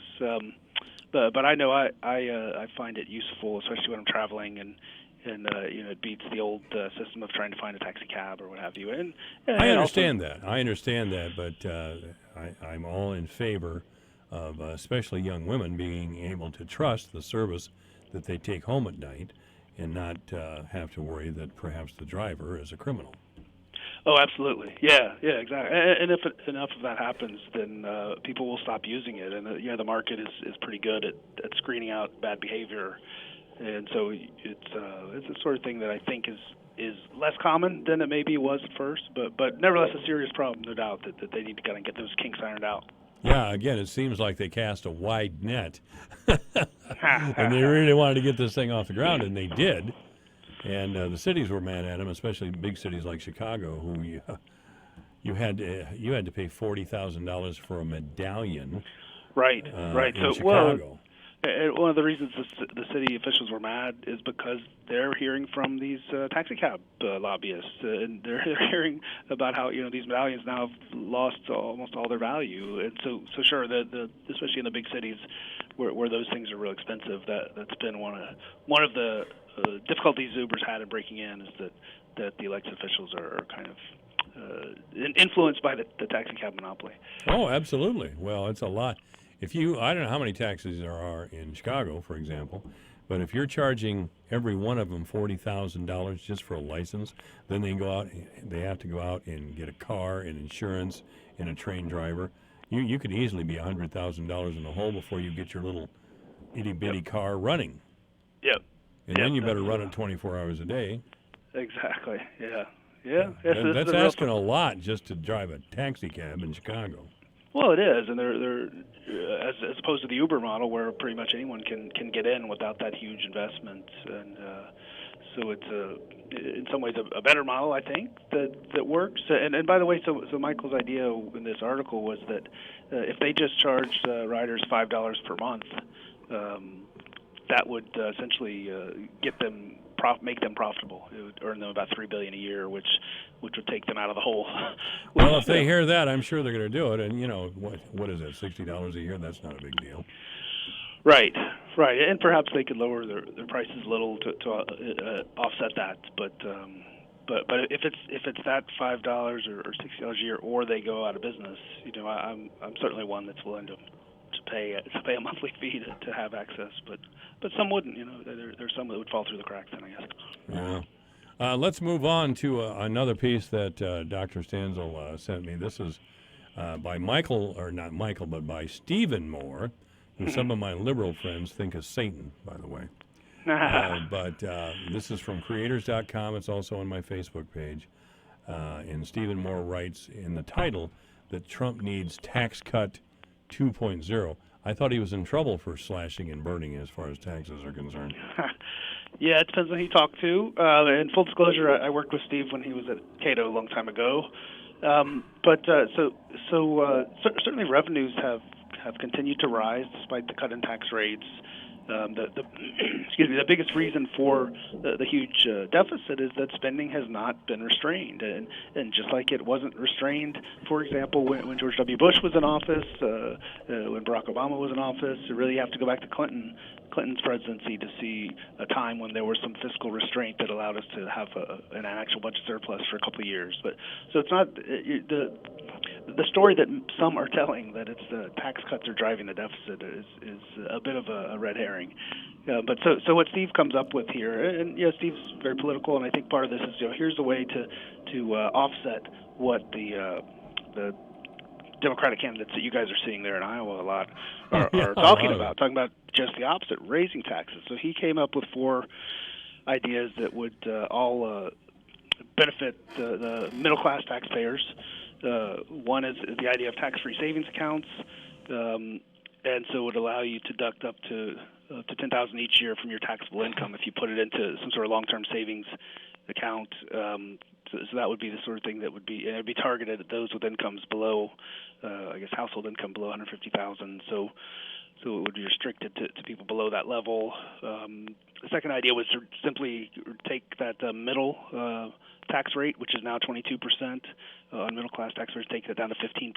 So for middle-class taxpayers, you got a big, almost a 1/3 reduction in your top marginal tax rate, which could be some really substantial savings. Now, just coincidentally, we have another post here from Dr. Stanzel from CNBC, and I've had it on my Facebook page for a week or so.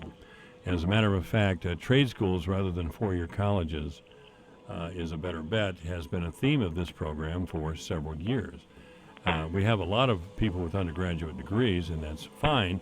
What we don't have is a lot of welders. And if there's one thing we need in this town, it's welders. And we need diesel mechanics and things like that. And young people just aren't gravitating toward those positions, even though the mayor of Fort Dodge, who his family has an electrical company, has said that if a young person takes a couple of years of college, of electrical training, and serves as a journeyman for 3 years, they can start at his firm at $60,000 with a full benefit package. And those figures are a few years old, so it might even be more than that. Now, I know a lot of degrees in the humanities don't pay that well, and you wind up in a lot of debt, too. Exactly. One quick thing before I switch topics. On the tax cut article, one of my pet projects that he mentions there is private accounts for Social Security. So allowing workers to put a small amount, say 2% of their payroll taxes taken out of their paycheck into an actual personal account that they own and have ownership over would be hugely beneficial to those middle and lower incomes. But anyhow, all right, leaving that aside. So yeah, I think that this article you posted a while back is really interesting, and it really contrasts the way America's kind of getting it wrong. Right, we have this, I don't know if myth is the right word, but we have this kind of conception that everyone should go to college when it should go and get a 4-year degree, in other words. And when in reality, as some people are starting to realize with the huge debt burdens and the inability to get a job that allows them to pay that off, it's not necessarily the right solution for everyone. It's not a one-size-fits-all thing, and things like trade schools and vocational schools can, as the example you cited, can be not only a fairly well-compensated option, but a cheaper option and a quicker option to get into the labor force and start earning money instead of sitting on the sidelines running up debt while you're taking classes that you don't care about and maybe aren't so useful to you in the job market. I have seen young people go into debt for an undergraduate degree, and the job they train for pays $35,000 to $40,000 a year. I mean, Yep. they're going to support themselves and pay that debt back. With a job like that, probably not. No, and those student loans, the way the law is set up, those things come first. Like even if you were, God forbid, to declare bankruptcy, those student loan lenders are coming first and getting the first shot at. Yeah, you what cannot have. declare bankruptcy and make the student loan go away. That's right. Yeah. So this is serious amounts of debt that I think a lot of times students aren't necessarily don't necessarily fully comprehend what they're getting themselves into. So why did you get a PhD there, Dr. Stanzel? Well, I was the type of student who always kind of enjoyed school. So going back to school. Well, don't sound apologetic about that, for God's sake. No. Oh yeah. But after, so I worked at Cato for about 7.5 years after college, and I kind of hit a ceiling with just a bachelor's degree, and so I was ready to get out of DC. So I went back to graduate school in part just to make a career change, and because it was a good fit for me and my interests, but it doesn't. Yeah, it's not right for everyone. Even the 4-year degree is kind of the point of this article, is not right for everyone necessarily, and we need to have a more open mind about what a good education choice really is. It's not always getting a BA and running up lots of debt. Boy, I'll tell you, my son, when he was born, I started planning on his college education that day. And I never failed to remind him that his mission in life was to get an advanced degree. That kid was not interested. And he's 37 years old now, and he's still not interested. He knew what he wanted, and he knew what was going to make him happy. And he got it. And, so much for what I know. Well, that's true. They all have their own path they're going to take, and despite what we might want. That's right. Dr. Dean Stanzel has been our guest. He's an economist at Southern Methodist University. Thank you, Dean. Absolutely. Thanks for having me on. All right. This is AM 1400 KVFD, the voice of Fort Dodge. Hi, I'm Luke Loffersweiler. Comfort, caring, and dependability. That's what you'll experience at Loffersweiler Funeral Home. At Loffersweiler's, we've offered continuous service for over 160 years. Our family will be honored to serve you and your family for years to come. Remember, you can make a very difficult time much easier for your family and friends when you consider all your options in advance, such as no-cost pre-planning, prepaid service, and more. Let us help you today. We're Loffersweiler Funeral Home, Fort Dodge, continuous caring service since 1856. If you're a loner and need this Thanksgiving, Fort Dodge Ford Toyota wants you to join us for our annual Thanksgiving dinner, served in our showroom on Thanksgiving Day from 11:30 to 1:30. If you don't have a way of getting there, don't worry. Your friends at Fort Dodge Ford will deliver the food to your door as long as you live within the city limits. Just call 576-7505. That's 576-7505. Don't spend Thanksgiving alone this year. Come to the annual complimentary Thanksgiving dinner at Fort Dodge Ford Toyota. What's in store this holiday at your local Staples? Decking the halls with custom cards and invitations. Staples makes connecting with clients and loved ones easy. With hundreds of holiday templates you can customize and call your own. And right now, get 20% off select custom cards and invitations. Some can even be printed same day. So deck the halls faster and for less this year at Staples, where there's a whole lot in store this holiday. Ends 12/28/19, limit 1. Visit staples.com/holiday cards or store for details. I'm Dave Ramsey. Join me every Monday through Friday afternoon from 5 to 8 p.m. on AM 1400 KVFD Fort Dodge. It was no secret. Ohio Republican Mike Turner says that is not evidence the president directed a quid pro quo. You really have no testimony today that ties President Trump to a scheme to withhold aid from Ukraine in exchange for these investigations. Other than my own presumption. Which is nothing. Sondland said his conclusion was as clear as 2 + 2 = 4. Fox's Jared Halpern on Capitol Hill. One State Department official and a DOD official are testifying this evening. President Trump weighed in on the proceedings while touring an Apple plant in Austin, Texas. Fox's Gernal Scott has this live. Lisa, the president says the testimony of Ambassador Sondland proved there was nothing he did that was illegal when it came to Ukraine. I think it was fantastic. I think they have to end it now. He then pulled out a piece of paper on which he said he wrote down the exact exchange with Sondland, saying he wanted nothing. Then I repeated it. I want nothing. I want no quid pro quo. Tell the president as you know, of Ukraine to do the right thing. President Trump referred to the hearings as a hoax, calling the whistleblower a political operative whose word can't be believed. Lisa. Grinnell United Auto Workers Union President Gary Jones has resigned effective immediately. The move coming after the union's executive board filed paperwork to oust him and the regional director. Both men have been implicated in a wide-ranging federal bribery and embezzlement scandal. America's listening to Fox News. Hi, I'm Jay Farner, CEO of Quicken Loans, America's largest mortgage lender. Let's talk credit card debt for a minute. If you feel you're carrying too much of it, you're not alone. The average household in the U.S. carries over $8,000 in credit card debt. Ready for some good news? With a cash-out refinance from Quicken Loans, you can quickly and easily put some of the equity in your home to good use by paying off a lot of that high-interest credit card debt. A great way to take cash out is with our 30-year fixed-rate mortgage. The rate today on our 30-year fixed-rate mortgage is 3.99%, APR 4.18%. Call us today at 800-QUICKEN to learn how taking cash out with a 30-year fixed mortgage might be the right solution for you. And for a record 9 years in a row, J.D. Power has ranked Quicken Loans highest in the nation in customer satisfaction for primary mortgage origination. Call us today at 800-QUICKEN or go to rocketmortgage.com. For J.D. Power award information, visit jdpower.com. Rates subject to change. Pay 1.375% fee to receive this discounted rate. Call for cost information and conditions. Equal housing lender. Licensed in all 50 states. NMLS number 3030.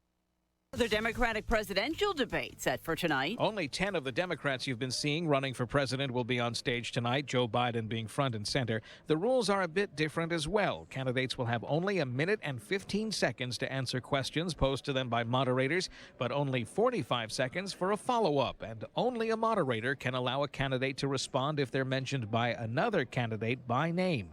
And in what likely will save some time. With your KVFD news update, I'm Rob Jones. Testimony from Fort Dodge Police Detective Larry Headland was the highlight of the proceedings in the Tanner King double murder trial yesterday.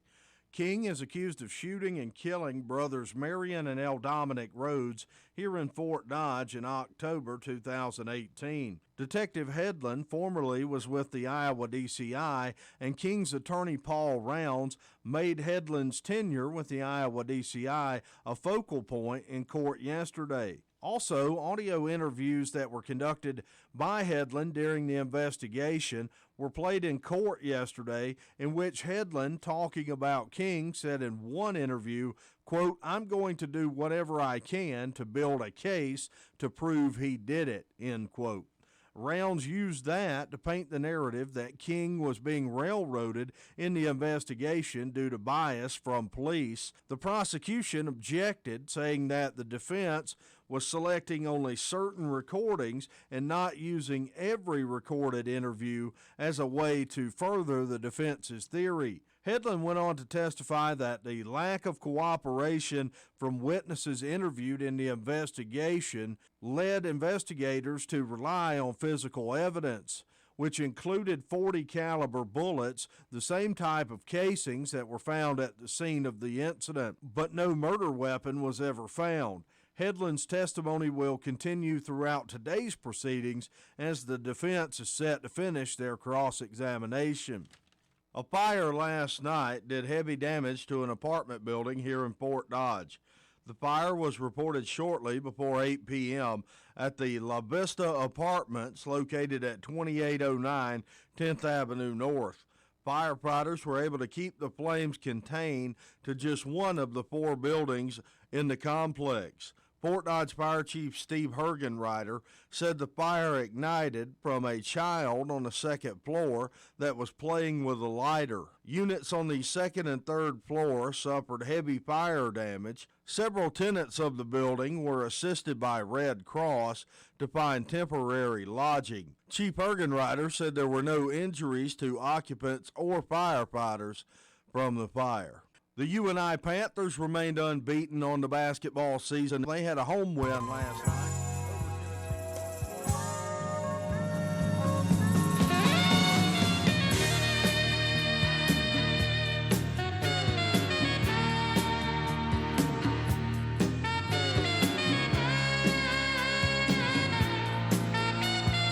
Live from the headquarters of Ramsey Solutions, broadcasting from the Dollar Car Rental Studios. It's the Dave Ramsey Show, where debt is dumb, cash is king, and the paid-off home mortgage has taken the place of the BMW as the status symbol of choice. I'm Dave Ramsey, your host. Thank you for joining us. Open phones at 888-825-5225. That's 888-825-5225. Andre is with us in Grand Rapids, Michigan. Hey, Andre, how are you? Hey, I'm doing well. Thank you for taking my call. Sure. What's up? So I'm currently finishing up my last year of school, and I'll graduate in April with about $23,000 in debt. The good thing for me is that I have a job lined up. I've already accepted it starting in around September, and it pays really well, and it also has a signing bonus. And the thing that I'm considering is doing a Europe trip, maybe $3,000 to $4,000, a few weeks in Europe, just kind of as a graduation gift to myself. Mm-hmm. Okay. Well, you already gave yourself a gift, $23,000 in student loans. What's your degree in? I'm a double major in international business and management information systems, and then I'll have a minor in German. Good for you. Well done. And so what's your new job? So I'll be a technology consultant, mm-hmm. and I'll be doing a lot of traveling and just really helping businesses solve their technology problems. Mm-hmm. How much of your travel will be in Europe? It depends on which client I'm working with and what project I'm on. Okay. So there's no guarantees. Majority of projects will be in the U.S. Mm-hmm. And how much you making? I'll make $80,000 a year. Wow, straight out of school. Yep, and my signing bonus will be $12,500. That is absolutely awesome. Congratulations, sir. Yeah, very, very well done. Well, none of these decisions are going to bankrupt you. Okay? The biggest problem you get into is muscle memory. Anytime you're learning something and you do it right, it locks in to your brain. And when you do it wrong, it locks into your brain. And so the people who, for instance, are professional athletes, they don't just practice a lot, they practice doing it right a lot. Does that make sense? Yes. And the problem with your idea is not that it's probably going to ruin your life or something like that. It's not. And it's not that it's so crazy that I can't breathe when I'm talking to you or something like that. It's not. It's just really bad muscle memory. You're $23,000 in debt, and you're taking $12,000 and you're going to Europe. That's just bad muscle memory. It's a bad way to start out your adult life, is being a kid for 90 more days. So I wonder if there's another way to get at the same problem and yet do it in a way that sounds wiser. Because the reason you even asked me the question, and you kind of knew I'd probably go there, right? Right. I mean, so the reason you even asked me the question is it's tickling you inside of your conscience. You're kind of going, I don't know. It sounds really like a lot of fun. I mean, I got an international business degree. I can speak German. This is going to be a blast. I got the money in my hand with the signing bonus. And on the other hand, it kind of feels dumb. And that's what was going on inside your brain, wasn't it? Well, for me, it just stop. Was that going on inside your brain or not? I was torn. Okay, that's what I mean. That's what I'm saying. You were torn, which just means you're intelligent. That's all it means. It's why you asked me the question. So let's think about this. Is there another way to do this? How much vacation do you get with this company in year one? I'll accrue the days every pay period, and then it'll come to around 25 days vacation a year. So what is so wrong with going next summer? The summer after you've worked a year, and take 25 days in Europe and pay cash for it. You'll be debt free. You'll be debt free. You'll be making $80,000 a year. You save up the money. You're going to have a blast. I think the biggest thing for me now that I think of it is that I miss some of the people that I met while I was abroad when I was studying there, and they won't be there in a year. To see them. Yeah, you're right. Will they? Oh, you're right. Oh, they live there. Oh, okay.